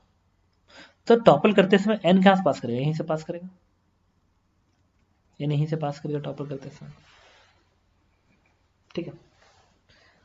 तो इस एफ की मिनिमम वैल्यू कितनी हो ताकि ये टॉपल कर जाए, मैं ये चाहता हूं इस एफ की मिनिमम वैल्यू कितनी हो कि टॉपल कर जाए। तो क्या करेंगे, अच्छा एक और बात, मिनिमम के केस में क्या होगा, मिनिमम के केस में क्या होगा, ये वाई में फोर्स बैलेंस होगा। तो फोर्स बढ़ा रहा हो, फोर्स बढ़ा रहा हो और अभी कुछ नहीं हो रहा है, अभी टॉपल नहीं कर रहा है, फोर्स तो बढ़ा रहा हो, अभी टॉपल नहीं कर रहा है, नहीं करेगा। इसलिए नहीं करता है, बताता हूं तुम्हें 2 मिनट में होता क्या है। बेसिकली एफ जीरो कर दो, एफ जीरो कर दोगे ना तो जो नॉर्मल रिएक्शन है, नॉर्मल रिएक्शन वो सेंटर से पास करता है ऐसे, ताकि एन एम जी के बराबर रहे। जब तुम फोर्स ऐसे बढ़ाने लगते हो इधर, तो एन ना एम जी जो सेंटर है इससे शिफ्ट होगा, इधर ऐसे शिफ्ट होगा ऐसे, मतलब एन पहले सेंटर में था, फिर शिफ्ट होकर ऐसे जाएगा, फिर एफ बढ़ाओगे और शिफ्ट करेगा, और बढ़ाओगे और शिफ्ट करेगा, और जब थोड़ा ज्यादा बढ़ा दोगे तो कहाँ जाएगा, एकदम कॉर्नर पर जाएगा। उसके बाद अगर तुमने इसको बढ़ा दिया टॉपल कर गया। तो जस्ट टॉपल के टाइम पे पूरे सिस्टम का एक्सेलरेशन क्या होगा, 0। तो आप क्या लिखेंगे, एन प्लस एफ बराबर क्या लिखेंगे, M G. N plus F, N और एफ का सम एम जी बराबर होगा। दूसरा अब लिखेंगे torque equation centre of mass forward, and that will be 0, just topple के पहले 0 होगा। तो एन का टॉर्क कैसे आएगा और एफ का टॉर्क कैसे आएगा, और ये दूरी आपस में क्या बराबर है, तो ये भी a/2, ये भी a/2।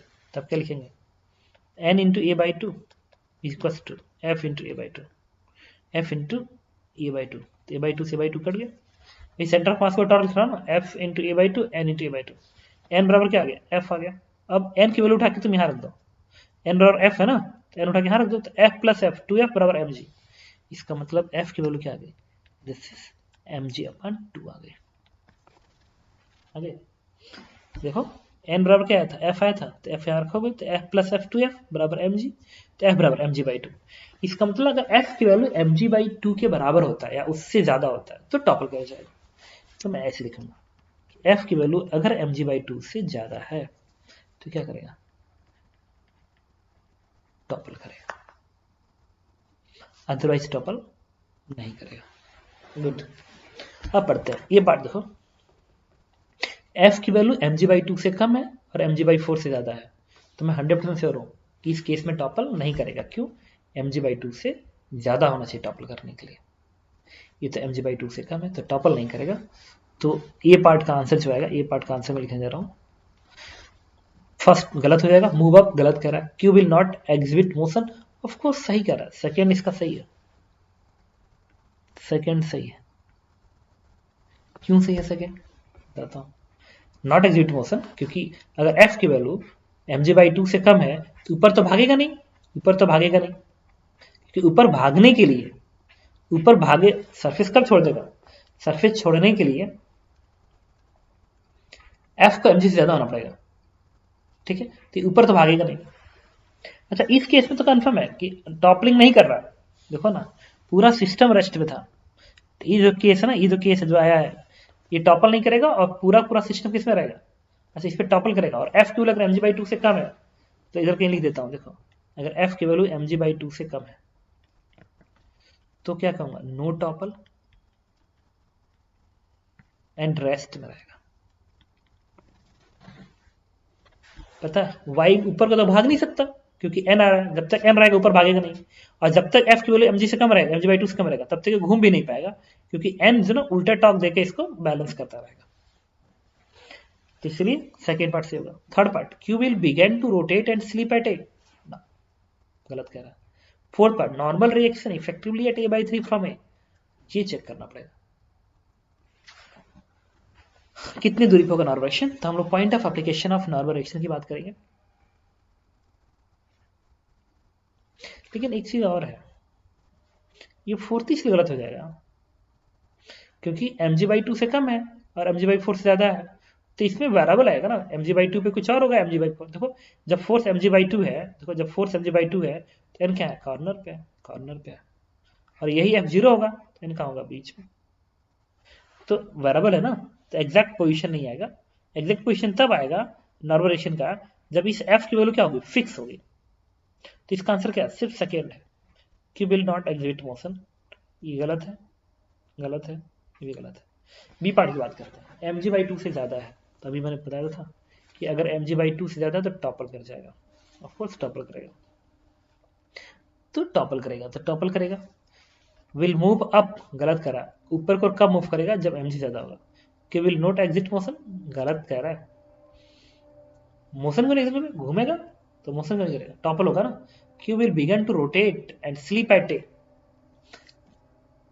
ठीक है, ये गलत नहीं है।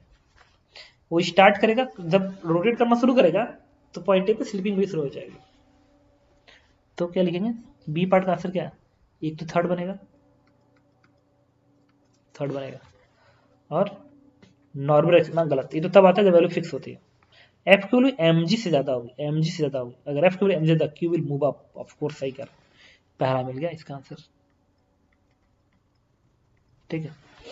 क्यू विल नॉट, गलत कह रहा है, रोटेट गलत कह रहा है, ऊपर उठ गया तो कहां से, डी पार्ट mg/4 के बराबर है। तो mg/4 किस रीजन में है, mg/4 इसमें आएगा ना, f mg/2 से कम है, तो mg/2 से कम है मतलब mg/4। तो नो टॉपल एंड रेस्ट, तो विल मूव अप गलत कह रहा है, will not exit motion, third will not exit motion, ये सही कह रहा है, क्यों, no topple and rest, topple नहीं करेगा रेस्ट में रहेगा। तो डी पार्ट का जो आंसर आ रहा है ये क्या आएगा, थर्ड आएगा, will will not exit motion सही कह रहा है, सेकेंड होगा, और Q will begin to rotate and slip at गलत कह रहा है क्योंकि टॉपल ही नहीं होगा। नॉर्मल रिएक्शन चेक करना पड़ेगा इसकी value, point of application of normal reaction याद करो मैंने आपको पढ़ाया था, point of application of normal reaction मैंने आपको पढ़ाया था। तो चलो मैं बताता हूँ, अगर ऐसे है तो एफ यहाँ काम कर रहा है ना, तो मान लो सेंटर से एक्स दूरी पे एन काम कर रहा है, एफ बराबर किसके, mg/4 के बराबर है, mg इसके बराबर है, पूरा सिस्टम रेस्ट में है, इसका मतलब ये है रेस्ट में ही है क्योंकि m जब mg ज्यादा होगा तब तो जाके ऊपर कर भागेगा, और mg/2 से कम है तो नो टॉपल रेस्ट, पूरा सिस्टम रेस्ट में, रेस्ट का मतलब है वाई में फोर्स बैलेंस होना चाहिए। तो n plus mg/4 is equal to क्या होना चाहिए, mg, देखो n प्लस mg/4 बराबर mg, तो इससे n की वैल्यू क्या आएगी, दिस इज 3 mg/4। अब क्या करेंगे, सेंटर ऑफ मास पर टॉर्क लेंगे, इसको टॉर्क, तो n का टॉर्क क्या आएगा, n इंटू एक्स, mg इसी से पास कर रहा है इसलिए 0, इस mg/4 का टॉर्क इसके बाद, ये दूरी क्या है, a/2 है ना, ये दूरी a/2 है क्योंकि पूरा दूरी a के बराबर है, तो दैट इज a/2। तो ये बराबर करेगा mg/4 इंटू a/2, a/2, ठीक है। तो यहां से, और n की वैल्यू क्या है, 3 mg/4 है, देखो ये 3 mg/4 है, n इंटू एक्स ऐसे देगा, mg/4 टॉर्क ऐसे देगा, दोनों बैलेंस हो जाएंगे ताकि टॉपल ना हो। तो n इंटू एक्स बराबर mg/4 इंटू ये दूरी, and that is a/2। n की वैल्यू कितनी है, 3 mg/4 उठा के यहाँ पर रख दो, तो क्या बनेगा 3 mg/4 इंटू एक्स, तो mg/4 से mg/4 कट जाएगा, और इससे x की वैल्यू क्या बन के आएगी, x की वैल्यू सॉल्व होकर आएगी, ये क्या है, a/2 है, यहाँ पे 3 है, तो ये a/6 बन जाएगा ना, दैट इज a/6। तो a/6 आनी चाहिए क्योंकि a/3 दिया हुआ है, दैट इज रॉन्ग, गलत दिया हुआ है, ठीक है। तो इसका आंसर सेकंड हो जाएगा। अब हम बात कर रहे हैं 17.18 को, ये कह रहा है क्या, uniform sphere of mass same radius are placed on the rough horizontal surface, the sphere is stuck horizontally at the height h from the floor, following h kilo r/2 sphere roll without slipping, constant velocity and no loss of energy. Sphere spin clockwise, loss energy by friction. Sphere spin anti-clockwise, loss energy by friction. Sphere has only a translational motion, losing energy by friction. Okay, ठीक है, एक एक करके समझते हैं। देखो इसमें क्या होगा,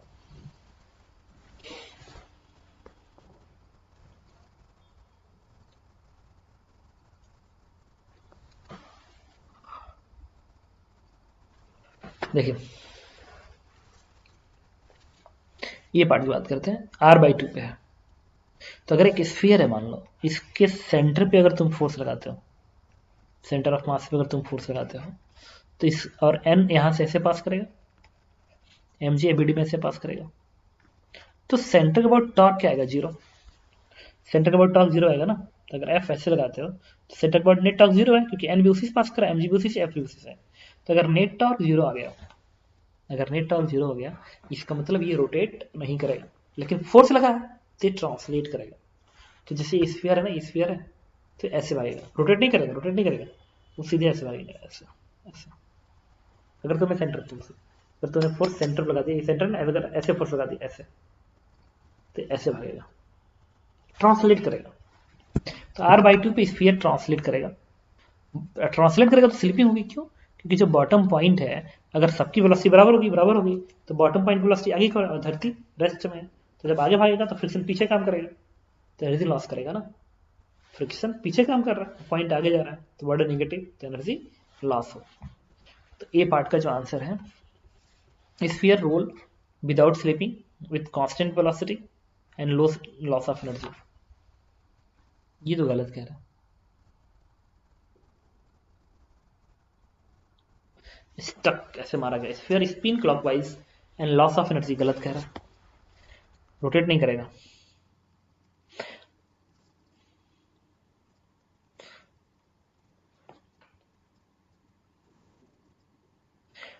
sphere has only A translational motion, loss energy by friction. ये फोर्थ सही है, पहले का आंसर है फोर्थ। क्योंकि ट्रांसलेट करेगा और फ्रिक्शन की वजह से एनर्जी लॉस करेगा उसी स्टैंड पे।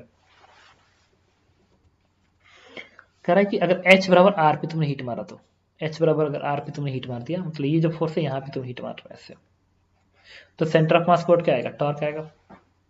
सेंटर ऑफ मास का वो टॉर्क आएगा, ठीक है। सेंटर ऑफ ऐसे हीट मारोगे ना तो सेंटर ऑफ मास का वो टॉर्क आएगा। तो टॉर्क आएगा तो घूमेगा ऐसे, इस तरीके से घूमेगा, साथ में भागेगा भी आगे की ओर। कोई फोर्स लगाया ना तो फोर्स की वजह से आगे भागेगा और घूमेगा ऐसे, जैसे ये है। अगर तुमने ऐसे इस तरीके से, अगर तुमने यहाँ पे फोर्स मार दिया यहाँ पे ऐसे, तो घूमेगा ऐसे और भागेगा आगे की ओर ऐसे। तो घूमेगा भी और भागेगा भी, तो भागेगा इस सेंस ना, दैट इज क्लॉकवाइज सेंस। वो क्लॉकवाइज है ना। तो sphere roll without slipping with the constant velocity and low loss, गलत कह रहा है। Sphere spin clockwise and loss of energy by friction, clockwise, ठीक है। तो उस स्टैंड पे सेकेंड आंसर होल्ड कर जाएगा, क्लॉकवाइज घूमेगा और लॉस ऑफ एनर्जी आएगी। Sphere spin anti clockwise, loss गलत कह रहा है, ये भी गलत कह रहा है। 3r/2 पे, अब एक बार हमें 3r/2 का मतलब r से ज्यादा है, 7/5 मतलब r से ज्यादा है। तो इसमें एक चीज है जो इंपॉर्टेंट होती है, जो मैं आपको समझाने जा रहा हूँ। देखो क्या होता है, हमें ये पता करना होता है कि सेंटर से कितनी दूरी पे हीट मारे। एक बड़ा इंपॉर्टेंट क्वेश्चन है, HC वर्मा का क्वेश्चन है कि सेंटर से कितने दूरी पे हीट मारे कि ताकि ये ऑब्जेक्ट प्योर रोलिंग परफॉर्म करे। प्योर रोलिंग मतलब बॉटम पे स्लिपिंग ना हो, प्योर रोलिंग परफॉर्म करे ताकि बॉटम पे स्लिपिंग ना हो, ठीक है। क्या करेंगे इसके लिए हम लोग, बॉटम पे स्लिपिंग नहीं होना चाहिए, दैट मीन्स प्योर रोलिंग है, ठीक है। तो क्या करेंगे, मान लो ये इम्पल्स है, F के बराबर इम्पल्स लगा हुआ है। F is the impulse not a force, let's F is the impulse. F को मैं इम्पल्स को I से रिप्रेजेंट कर रहा हूँ, this is impulse is I, impulse is I। तो इम्पल्स लगने की वजह से सेंटर की वेलोसिटी मान लो VCM हो जाती है और एंगुलर वेलोसिटी ओमेगा आ जाती है, ठीक है। अब यहाँ का जो फ्रिक्शन आता है ना, फ्रिक्शन ये नॉन इम्पल्सिव फोर्स होता है, नॉन इम्पल्सिव फोर्स होता है। इम्पल्स के नाम पे सिर्फ यही है। तो इम्पल्स बराबर क्या होता है, इम्पल्स इक्वल टू होता है चेंज इन मोमेंटम, तो m into VCM, initially rest में था, इसी से VCM की वैल्यू क्या आ गई, इट इज I/m। इसके बाद क्या करेंगे, इसके बाद हम क्या करेंगे, सेंटर ऑफ मास के अबाउट एंगुलर इम्पल्स लिखेंगे एंड चेंजिंग एंगुलर मोमेंटम। तो सेंटर ऑफ मास के अबाउट एंगुलर इम्पल्स क्या आएगा, इम्पल्स I इंटू आई की परपेंडिकुलर दूरी इस सेंटर से। तो I की जो परपेंडिकुलर दूरी इस सेंटर से आएगी, दिस इज ये डिस्टेंस ना, ये डिस्टेंस ये किससे आएगा, ये पूरा h है, उसमें से r घटा दीजिए, this is h minus r। तो अब क्या लिखेंगे इसको, कैलकुलेशन के लिए मैं इसको इरेज करता हूँ, देखिए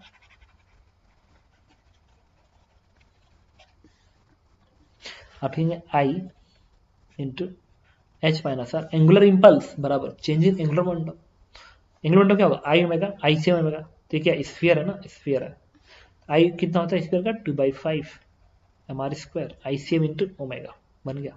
इनिशियल तो 0 था, और अगर ये प्योर रोलिंग परफॉर्म कर रहा है, प्योर रोलिंग परफॉर्म कर रहा है, तो V को टू आर ओमेगा होल्ड करेगा, तो VCM को मैं क्या लिख सकता हूँ, आर ओमेगा, प्योरली परफॉर्म करेगा तो VCM को आर ओमेगा। तो यहाँ से ओमेगा क्या आएगा, ओमेगा आएगा I/mr, आर को नीचे भेज दो, I/mr। तो मैं इसको लिख सकता हूँ 2/5 mr², I/mr।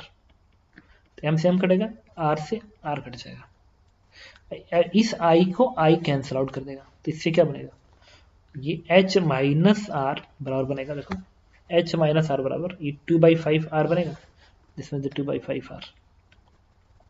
then what is h? H is 7r/5. मतलब अगर 7r/5 है तो इस केस में प्योर रोलिंग परफॉर्म करेगा।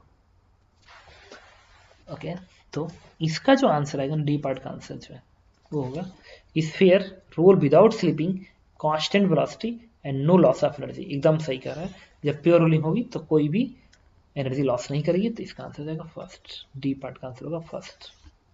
Sphere spin anti clockwise, loss of गलत कह रहा है, तो पहला ही आंसर सही है।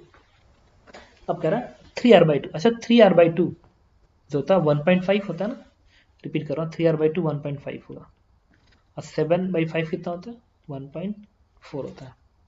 5 कम 5, 5 का 20, तो ये ज्यादा है ना, तो इसमें प्योर रोलिंग नहीं होगी। प्योर रोलिंग के लिए 7/5 होना चाहिए, मतलब ये ज्यादा आ गया, अगर 4 से ज्यादा आ गया, ऐसे आ गया तो घूमेगा तो इसी सेंस में, बट ये लॉस प्रोड्यूस करेगा बिकॉज ऑफ फ्रिक्शन। तो क्या करेंगे, इसका आंसर आएगा स्फीयर रोल विदाउट स्लिपिंग, गलत कह रहा है, sphere spin clockwise of course clockwise spin करेगा एंड लॉस ऑफ एनर्जी आएगी, एकदम सही कह रहा है, ठीक है। तो इसका आंसर हो जाएगा सेकेंड, ठीक। अब बात करेंगे सब्जेक्टिव आंसर क्वेश्चन है 7.19।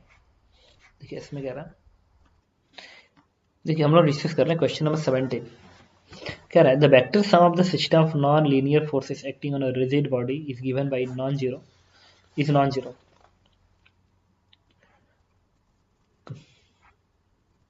Non-zero.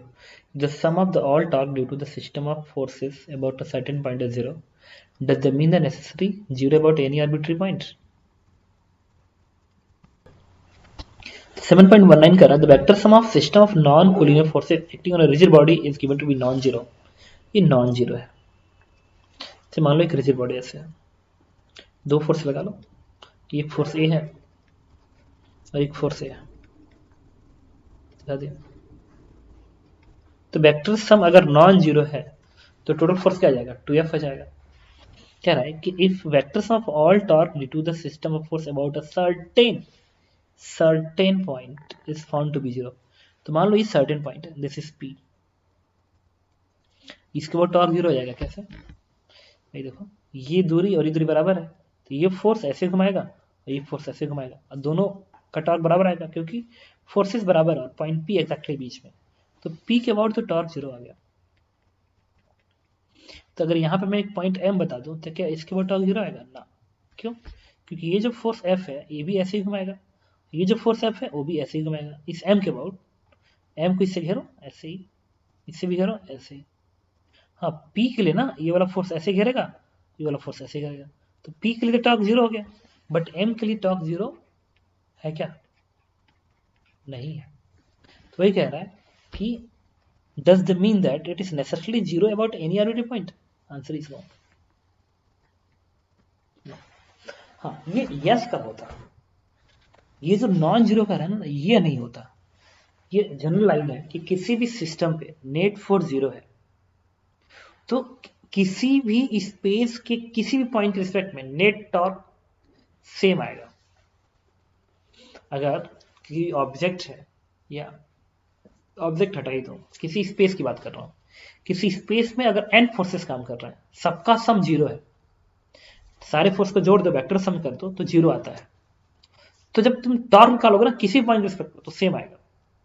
तो इस क्वेश्चन में ऐसा लिखा होता कि vector sum of system of non collinear forces acting on a rigid body given to zero, given to zero. Then vector sum of all torque due to the system of all forces about a certain point is zero. Then does means it is necessarily zero about any arbitrary point? तब कहता है yes.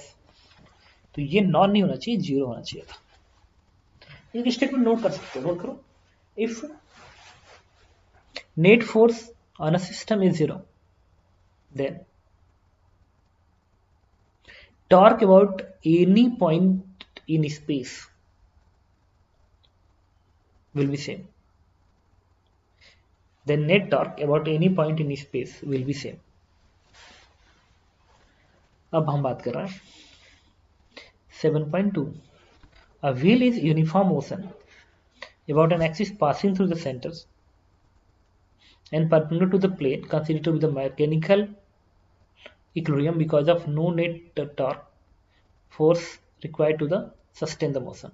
However, the particles that constitute the wheel do experience a centripetal acceleration toward the center.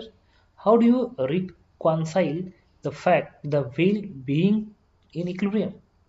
How would you set a half wheel into uniform motion about an axis passing through the center of the wheel and perpendicular to the plane? Will you require external force to sustain the motion?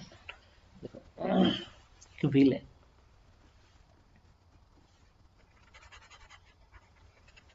देखिए अगर एक wheel है ऐसा,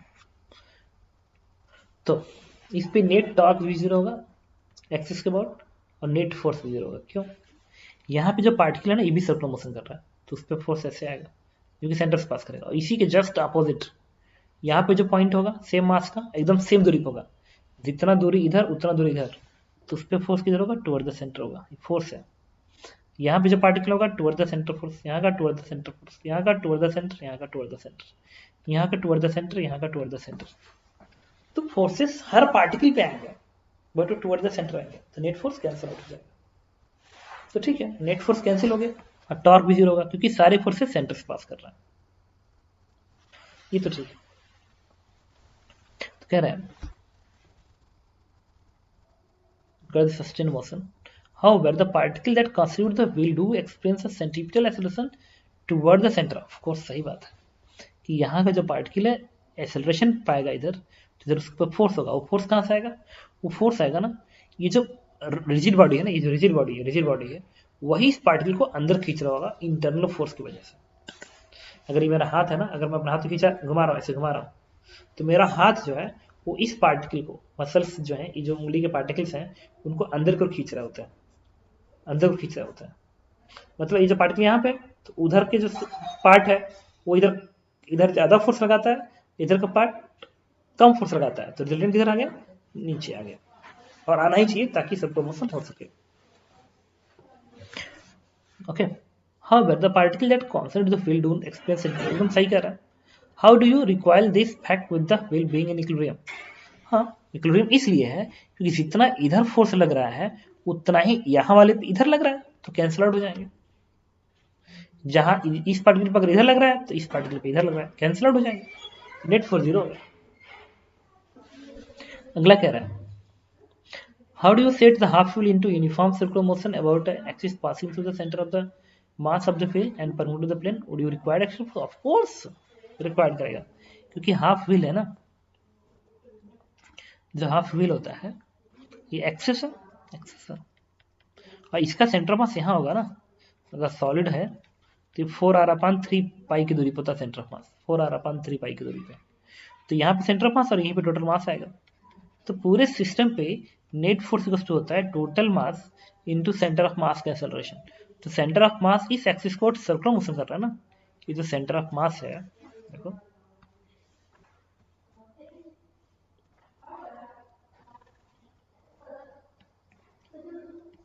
ये जो centre of मास है, ये centre of मास इस एक्सिस को सर्कुलर मोशन कर रहा है ना, देखो ऐसे घूम रहा है.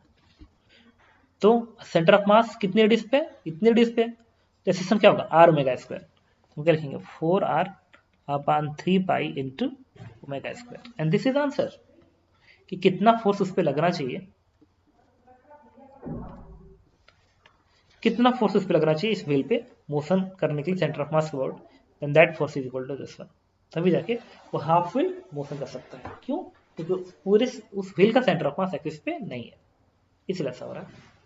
हम बात करेंगे 7.21 को. A door is hinged at one end and free to rotate about the vertical axis. ये vertical axis है, इस axis के about ये जो door है वो घूम सकता है. Does the weight cause any torque about the axis? Given the reason for your answer. No, weight कोई torque नहीं देगा. क्यों? axis अगर ऐसे है और door अगर ऐसे है तो weight ऐसे है ना, तो क्या mg इस axis के पैरेलल है? हाँ. अगर mg axis के पैरेलल है तो कोई torque नहीं देगा. तो बता चुके हैं ना आपको कि if a force is passing through axis या parallel to the axis, then torque about axis will be zero. तो अगर axis पर torque जीरो है तो फिर वो रोटेट नहीं कर पाएगा, इस वेट की वजह से रोटेट नहीं कर पाएगा, इसके लिए तुम्हें ऐसे धक्का मारना पड़ेगा तब जाके रोटेट करेगा। इसका आंसर क्या होगा? Door is hinged at one end if rotate about vertical axis, does the weight cause any torque about axis? Answer is no. क्यों? क्योंकि force is parallel to axis, force is parallel to axis, तो torque is zero. ये कह रहा है n-1 equal, अच्छा ये जो ऑप्शन था ना, शॉर्ट आंसर क्वेश्चन था, this is the short answer question, ठीक है। ये क्या था? Very short answer type question, ठीक है। अपने क्वेश्चन बात हम लोग 7.22 n-1 equal point masses, each of the mass m placed at the vertex of regular n polygon, the vertex has a positive position vector a. With respect to center of polygon, find the position vector of the center of mass. तो देखो, तो अगर polygon है, n side polygon है, n polygon है ना, तो n अगर पॉलीगन है तो मैंने क्या किया, देखिए अगर n साइड पॉलीगन है तो आप बना लीजिए ऐसे, n साइड पॉलीगन बना लीजिए, ठीक है। तो देखो सब जगह तो मासेस है, सब जगह मासेस है,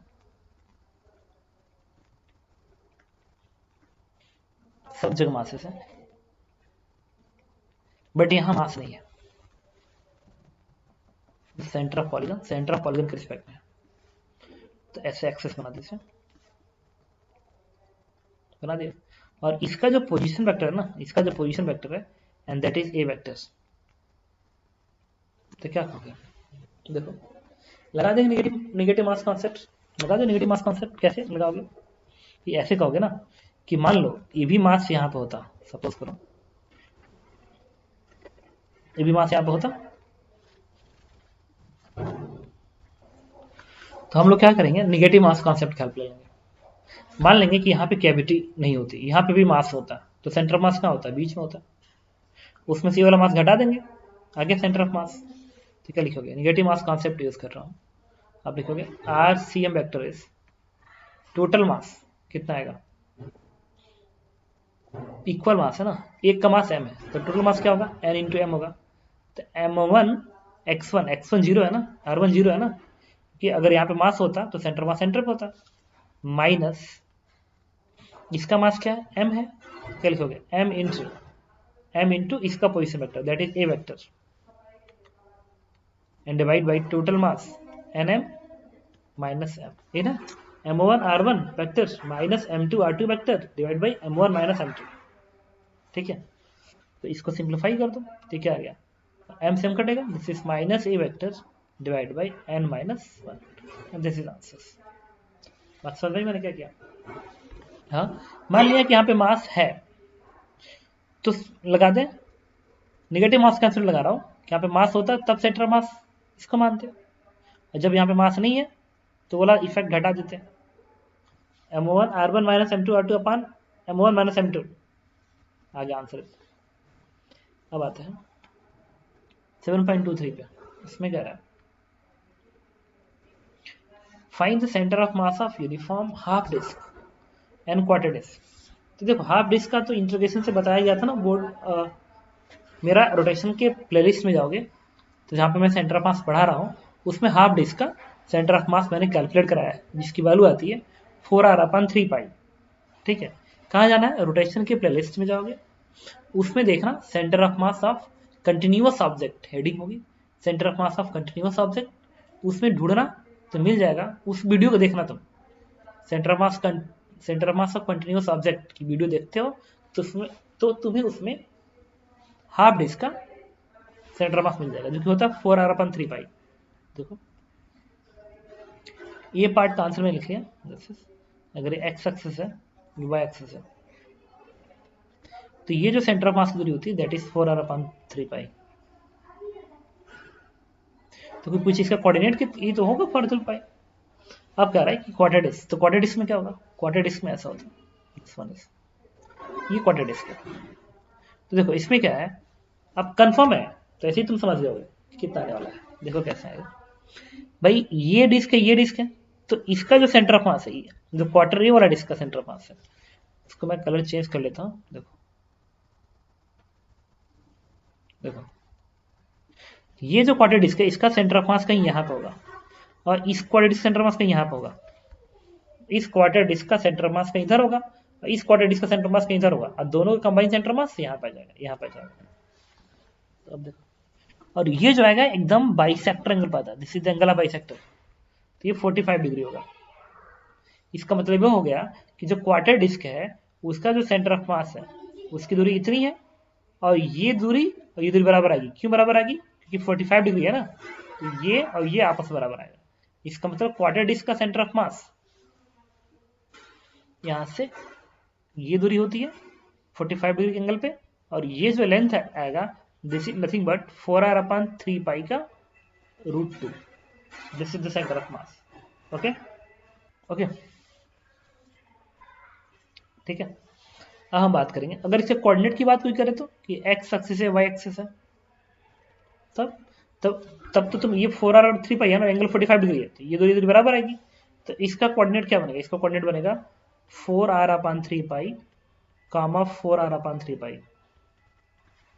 जब भी कोई पूछे इस हाफ डिस्क का सेंटर ऑफ मास क्या बनेगा, हाफ डिस्क का सेंटर मास ये है ना, ये ना हाफ डिस्क का, ये है, तो इसका कोऑर्डिनेट क्या होगा? 0 कामा 4r/3 पाई। बस। अब बात करेंगे 7.24, the two discs of momentum I1 I2 about the axis now rotating with the angular speed of omega by 2 brought into contact with the face to face with the axis of rotation coincides। मतलब एक disc ये है जिसके moment से I1 है, angular speed ω1 है, और एक डिस्क और है जिसका मोमेंट से I2 है, और उसकी जो एंगुलर स्पीड है वो क्या दिया हुआ देखो, rotating with angular speed omega and omega 2 brought into contact with the face their axis rotation coincide। ठीक है, इसकी एंगुलर स्पीड ओमेगा 2 है। Does the law of conservation of angular momentum apply to the situation and why? Of course apply करेगा।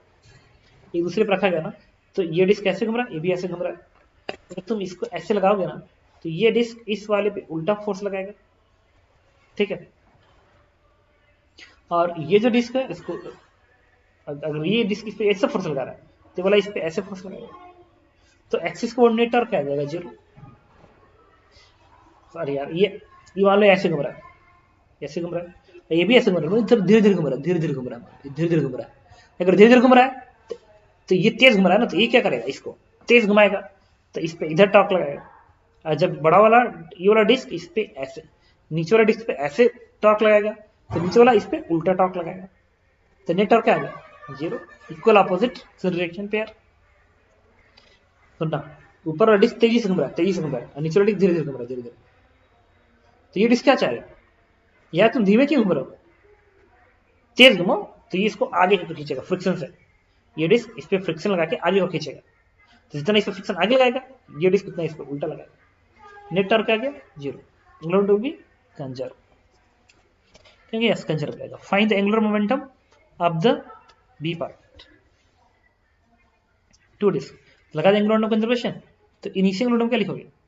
I1 ω1 plus I2 ω2, system का initial momentum I1 ω1 I2 ω2 is equal to final omega same हो जाएगा। Final omega दोनों disc का same हो जाएगा ना, जब इक्विलिब्रियम अटेन कर लेगा दोनों एक साथ घूमेंगे, एक साथ घूमेंगे, ओमेगा सेम होगा। तो फाइनल क्या आएगा? I1 इंटू ओमेगा, और उसका क्या आएगा? I2 into omega. तो इससे ओमेगा की वैल्यू क्या आ गई? It is I1 ω1 plus I2 ω2 divide by I1 plus I2, and this is answer B part का। अब कह रहा है calculate the loss of energy of the system in this process account of this loss। अच्छा, account for this loss is friction, क्योंकि बीच में friction था ना। सी पार्ट कितना लॉस होगा एनर्जी का, तो सिस्टम की एनर्जी का डिफरेंस निकाल दीजिए। क्या निकालेंगे बताता हूँ, मैं इक्वेशन लिखने जा रहा हूँ, इसके लिए पहले इसे इरेज कर दो। देखिए इसकी एनर्जी में लिखने जा रहा हूँ। तो आपको लॉस निकालना है, तो लॉस जो हीट लॉस आएगा वो किससे आएगा? सिस्टम की initial energy half I1 into omega 1 का square plus half I2 into omega 2 का स्क्वायर माइनस सिस्टम की final energy half I1 into omega का square minus half I2 into omega का स्क्वायर। देखो इनिशियल कैंडिडेट दोनों disc का, final candidate दोनों disc का, तो ओमेगा पुट कर दो, आगे आंसर। ओके, इसके बाद ओके क्वेश्चन नंबर 7.25 कह रहा है disc of radius r is rotating with the angular velocity omega naught about a horizontal axis. It is placed on the horizontal table. The coefficient of friction is mu k. Radius r है, angular speed omega naught से घूम रहा है,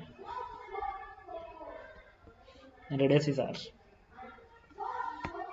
The coefficient of friction is mu k. What was the velocity of its center of mass before being brought into contact with the table? Before, तो answer is 0. ऐसे घूम रहा है ना, अगर ऐसे घूम रहा है मतलब फिक्स एक्सिस रोटेशन है सेंटर ऑफ मास के अबाउट, तो सेंटर ऑफ मास की वेलोसिटी क्या आएगी? That is 0.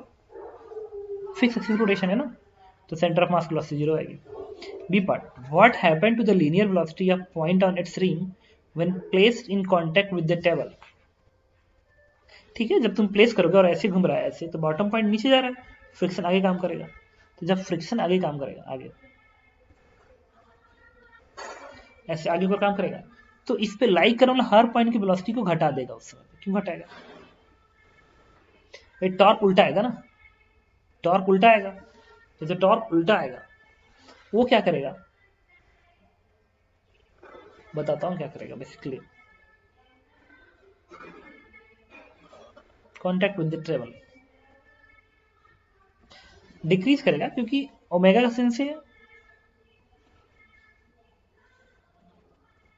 About a horizontal axis. देखो अबाउट अ हॉरिजॉन्टल एक्सिस, ये हॉरिजॉन्टल एक्सिस है, मतलब एक डिस्क है, तुम लियो ना ऐसे, डिस्क से लियो अपने हाथ से पकड़े हो ऐसे, ऐसे पकड़ो डिस्क को और ऐसे लाके टेबल पर लगाओगे. जैसे टेबल पर लगाओगे फ्रिक्शन आगे को आएगा, आगे को आएगा. तो एक्सिस तो सेंटर ऑफ मास ही है, एक्सिस तो सेंटर ही है, दिस इज द एक्सिस. तो ये जो फ्रिक्शन आएगा ये उल्टा सेंस में आएगा ना, उल्टा सेंस में, तो रिम की वेलोसिटी धीरे धीरे कम करेगा, कम करेगा. ठीक है, और तुम ऐसा देख भी सकते हो, ऐसे घूम रहा है, ऐसे घर, ऐसे घूम रहा है, ऐसे घूम रहा है, हाथ से टच करोगे, हाथ से टच करोगे तो वेलोसिटी कम नहीं होगी? कम होगी ना, रिम की वेलोसिटी कम हो जाएगी बिकॉज ऑफ फ्रिक्शन, ये डिक्रीज करेगी. C part, what happened to the linear velocity of centre of mass when disc is placed in contact with the table? कुछ नहीं, centre of linear speed of centre of mass, तो ये जो friction आएगा वो इस axis को क्या करेगा? आगे की ओर भागा, आगे की ओर बढ़ाने की कोशिश करेगा, मतलब इसको वेलोसिटी देने की कोशिश करेगा.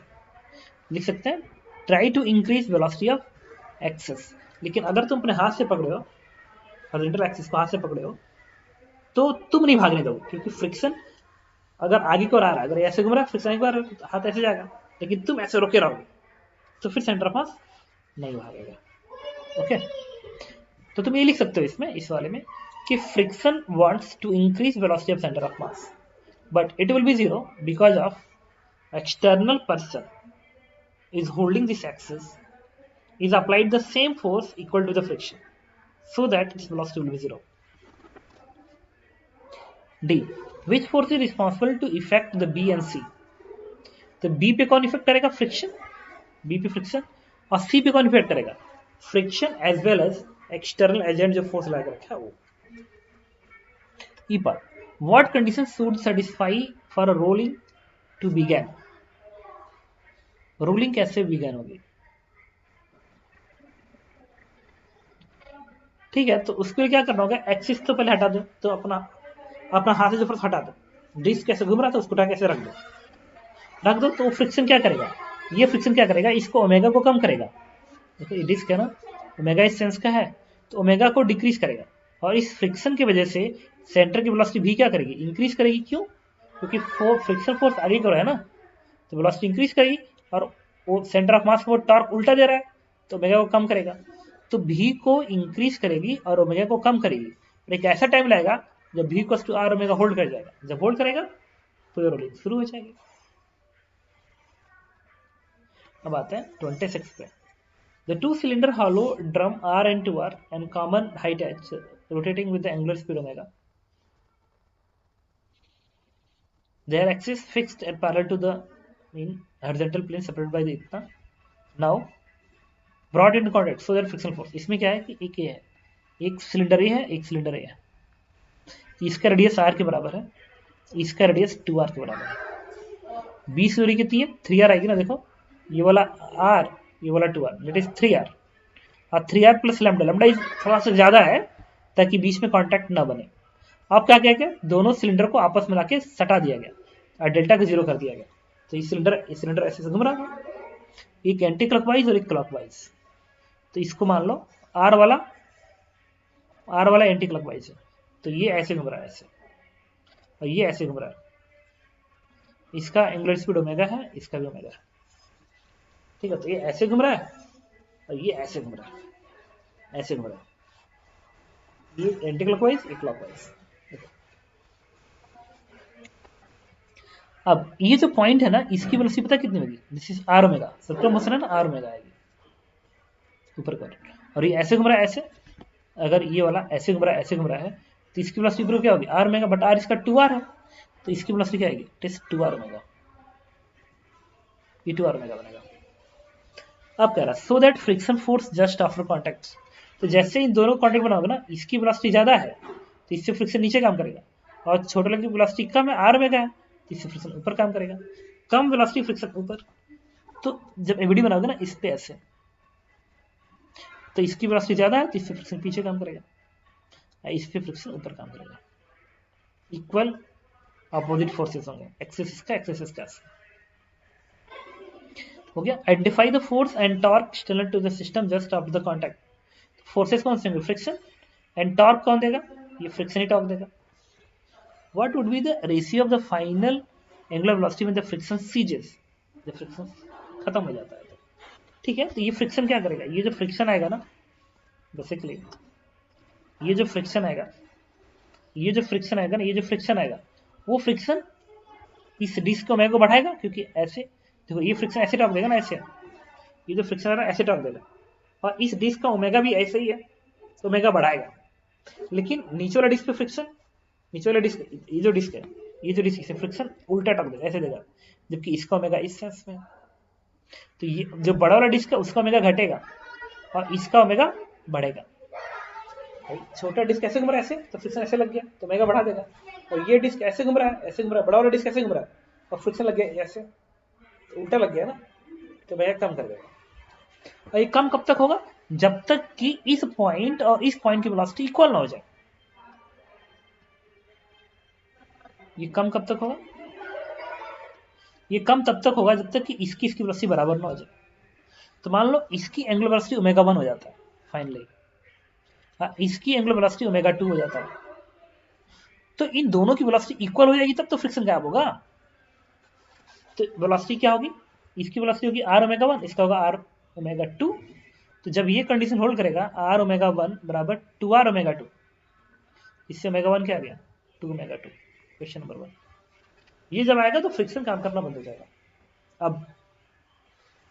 अब क्या लिखेंगे? अब इसके अबाउट एंगुलर इंपल्स लिखेंगे. एंगुलर इंपल्स लिखेंगे, चेंजिंग एंगुलर मोमेंटम लगा दो. तो एंगुलर इंपल्स क्या आएगा? इसका एंगुलर इंपल्स होता है टॉर्क इनटू टाइम. तो टॉर्क इस पॉइंट पर क्या आएगा? इस फ्रिक्शन का, ये बनेगा F into R, torque into time, tau dt angular impulse होता है, टाउ dt एंगुलर इंपल्स होता है, एंगुलर चेंज एंगुलर मोमेंटम. तो अच्छा, ओमेगा 1 का भी सेंस, इस ओमेगा सेंस, इस ओमेगा 1 सेंस सेम है ना, सेम है ना, सेम. तो यहाँ का एंगुलर मोमेंटम क्या मिलेगा? आई ओमेगा. हॉलो ड्रम है, हॉलो ड्रम, तो इसका बनेगा m r स्क्वायर और रेडियस आर 2r और कॉमन हाइट h रोटेटिंग जितना. अच्छा, इसमें मेंशन नहीं किया है मास के विषय में. डिफॉल्ट के मास सेम मान लो, मास सेम मान लो. मैं मान के चल रहा हूँ दोनों का मास सेम है, इसका मास सेम है, इसका मास सेम है. तो change in angular momentum M R square into omega 1 minus M R square into omega. Equation number 1. देखो एंगुलर मोमेंटम मुझे लगा दिया, final angular momentum minus initial angular momentum. इसका लिखते हैं. अच्छा ये जो फ्रिक्शन है इसका टॉर्क का सेंस उल्टा है ना, उल्टा है देखो। अच्छा ये फ्रिक्शन इस ओमेगा को सपोर्ट कर रहा है ऐसे, लेकिन ये फ्रिक्शन इस ओमेगा को अपोज कर रहा है उल्टा सेंस में ऐसे, तो मैंने इस सेंस को प्लस मान लिया।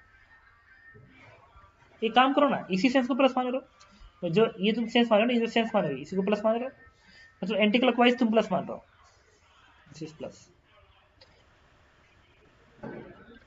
प्लस। तो ये जो फ्रिक्शन है अब इस पे लिखेंगे, यही क्वेश्चन इस पे लिखेंगे। तो ये जो फ्रिक्शन होगा इसका इस पर टॉर्क क्या आएगा, ऐसे आएगा ना, ऐसे आएगा, ये तो प्लस आएगा। देखो मैंने इस सेंस को प्लस माना है, तो ये फ्रिक्शन का टॉर्क कैसे आएगा, तो लिखेंगे एफ, रेडियस क्या है 2r इंटू टी बराबर इसका आई ओमेगा। तो इसका इनिशियल ओमेगा का सेंस ये है और फाइनल ओमेगा सेंस है, तो ये सेंस इस सेंस का उल्टा है ना, इस सेंस तो ऐसा है, तो माइनस आएंगे, माइनस आई ओमेगा, तो M R square omega 2 minus M R square omega, omega था ना, तो ये ओमेगा लिखेंगे और रेडियस क्या लिखेंगे 2r लिखेंगे, 2r और एक और माइनस तो प्लस आ जाएगा ना, माइनस ऑफ माइनस, क्योंकि ये भी माइनस है, ये भी माइनस है। दोनों इक्वेशन को डिवाइड कर दो, इसको इससे डिवाइड कर दो, तो एफ आर टी कट गया, ये क्या बनेगा 1/2 is equal to,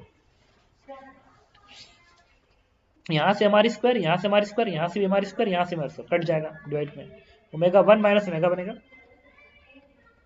divide by, यहाँ से क्या -4 ओमेगा 2, -4 ओमेगा 2 प्लस ये क्या 2 का स्क्वायर आगे तो 4 ओमेगा बनेगा, इक्वेशन नंबर 2। तो दो इक्वेशन दोनों ने देखो, एक इक्वेशन ये है ओमेगा 1 बराबर 2 ओमेगा 2 और एक इक्वेशन ये है, दोनों को सिंप्लीफाई करोगे ओमेगा 1 और ओमेगा 2 किसके टर्म में आ जाएंगे, ओमेगा के टर्म में आ जाएंगे।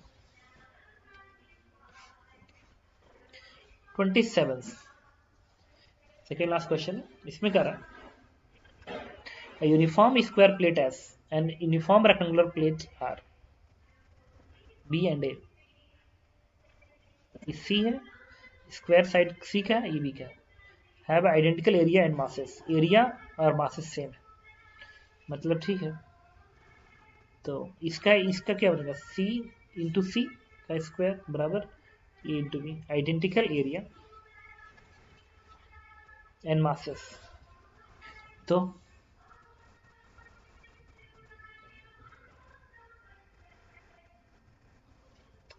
सो दैट कि ये कंडीशन होल्ड करेगा, ठीक है, आइडेंटिकल एरिया एंड मासेस, ठीक है, इसका मास भी हमें, इसका मास भी हमें, ये पार्ट में बताता हूँ। देखो पहले आई एक्स आर क्या है, ये ना इसके अबाउट मोमेंट ऑफ इनर्शिया, तो इसके अबाउट मोमेंट से क्या होगा एम बी स्क्वायर बाई 12 होगा, तो M B square by 12 whole divide by I X yes ये बनेगा एम सी स्क्वायर बाई 12 बनेगा, तो एम सी स्क्वायर बाई 12 क्या रहा, प्रूफ करो कि ये वैल्यू 1 से कम है, तो ठीक है प्रूफ करते हैं, तो एम से एम कटेगा 12 से 12 कटेगा, ये क्या आएगा बी स्क्वायर बी बाई सी का होल स्क्वायर बनेगा। अच्छा ओके, तो सी स्क्वायर की किसके बराबर है, ए बी के बराबर है, तो मैं यहाँ से क्या लिखूंगा, this is B square upon C के जगह पे क्या लिखूँ, ए बी, सी स्क्वायर है ना, तो ए बी बन गया बी बाई है। तो प्रूफ करो कि बी की वैल्यू कम है कि ए की वैल्यू कम है, नहीं ओके, एरिया आइडेंटिकल है तो तुम ये लिखोगे बी इक्वेशन, मास के लिए क्या लिखोगे,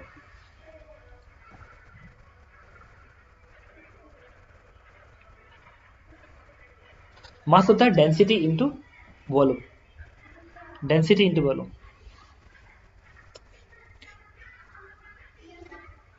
ओके। तो ये चीज आप डायग्राम से देखेंगे, देखिए ये जो लेंथ है सी है, ये लेंथ बी है, तो जो सी है वो बी से बड़ा है ना, देखो तो इसको क्या लिखोगे सी स्क्वायर बराबर ए बी है ना, तो सी अगर बी से बड़ा है, देखो अगर सी जो है बी से बड़ा है तो ए को सी से बड़ा होना पड़ेगा, तभी जाके मल्टीपल बराबर आएगा ना, ऐसे लिख रहा हूँ सी, कैसे लिख लो सी अपान ए अगेन सी अपान बी बराबर क्या आना चाहिए 1, इसी से सी अपान ए लिखोगे, अब कह रहा है इसमें देखो सी जो है बी से बड़ा है, ये जो लेंथ बड़ा है ये लेंथ छोटा है, तो सी बी से बड़ा है। तो सी अगर बी से बड़ा है, देखना यहाँ पे, अगर सी बी से बड़ा है तो ये 1 से ज्यादा हो गया ना। अगर ये 1 से ज्यादा हो गया तो इसको 1 से कम होना पड़ेगा ना, तब तो जाके मल्टीपल 1 आएगा। तो ये 1 से ज्यादा है, इसका मतलब ये 1 से कम होगा। ये 1 से कब कम होगा? 1 से कम तब होगा जब ए की वैल्यू किससे ज्यादा हो? सी से ज्यादा हो जाए। तो अगर ए की वैल्यू सी से ज्यादा हो जाए तो तुम यहाँ पे क्या लिख सकते हो? ए की वैल्यू सी से ज्यादा हो इससे, और यहाँ पे क्या है, सी की वैल्यू बी से ज्यादा है। देखो इस डायग्राम देखो, सी की वैल्यू बी से ज्यादा है, तो सी की वैल्यू बी से ज्यादा, तुमने प्रूफ किया कि ए की वैल्यू सी से ज्यादा होगा, तो ए की वैल्यू बी से भी तो ज्यादा हो गया। अगर ए बी से ज्यादा हो गया इस इनइक्वालिटी में, देखो अगर ए बी से ज्यादा हो गया, ए बी ज्यादा, तो ये पूरी वैल्यू 1 से क्या हो जाएगी? कम। प्रूफ हो गया। तो सिमिलरली ये सब प्रूफ करना है तो वैसे ही प्रूफ कर लेना, ठीक है। लास्ट क्वेश्चन 28 अटेम्प्ट करना हूँ। कह रहा है uniform disc of radius R is resting on a table on the ring. The coefficient of friction between the disc and table is mu. Now the disc is pulled by a force F as shown. What is the maximum force for which the disc roll without slipping? एकदम easy question है. At a time of maximum force, इस force maximum case में friction force mu mg बराबर होगा. अब इसके बाद तुम क्या करो, एसीएम मान लो अलग से, आर अल्फा मान लो ऐसे और अल्फा मान लो ऐसे, एफ बराबर में लिखो, तो F minus mu M G बराबर एम ए। दूसरा सेंटर ऑफ मास को टॉर्क लिखेंगे, तो एफ कट तो टॉर्क 0 आएगा, इस म्यू एम जी टॉर्क क्या आएगा? Mu M G into R, क्या लिखोगे? Mu M G into R बराबर आई अल्फा। तो डी का तो सेंटर ऑफ मास को आई क्या होता है? M R square by 2 into alpha, equation number 2। अब प्योरली में ए बराबर क्या आता है? R alpha. अब यहां देखो आर से आर कटेगा, और म्यू एम जी पे क्या लिख सकता हूँ? म्यू एम जी की जगह पे, म्यू एम जी पे लिख सकता हूँ एम आर अल्फा बाई 2, और आर अल्फा ए के बराबर है, ठीक है।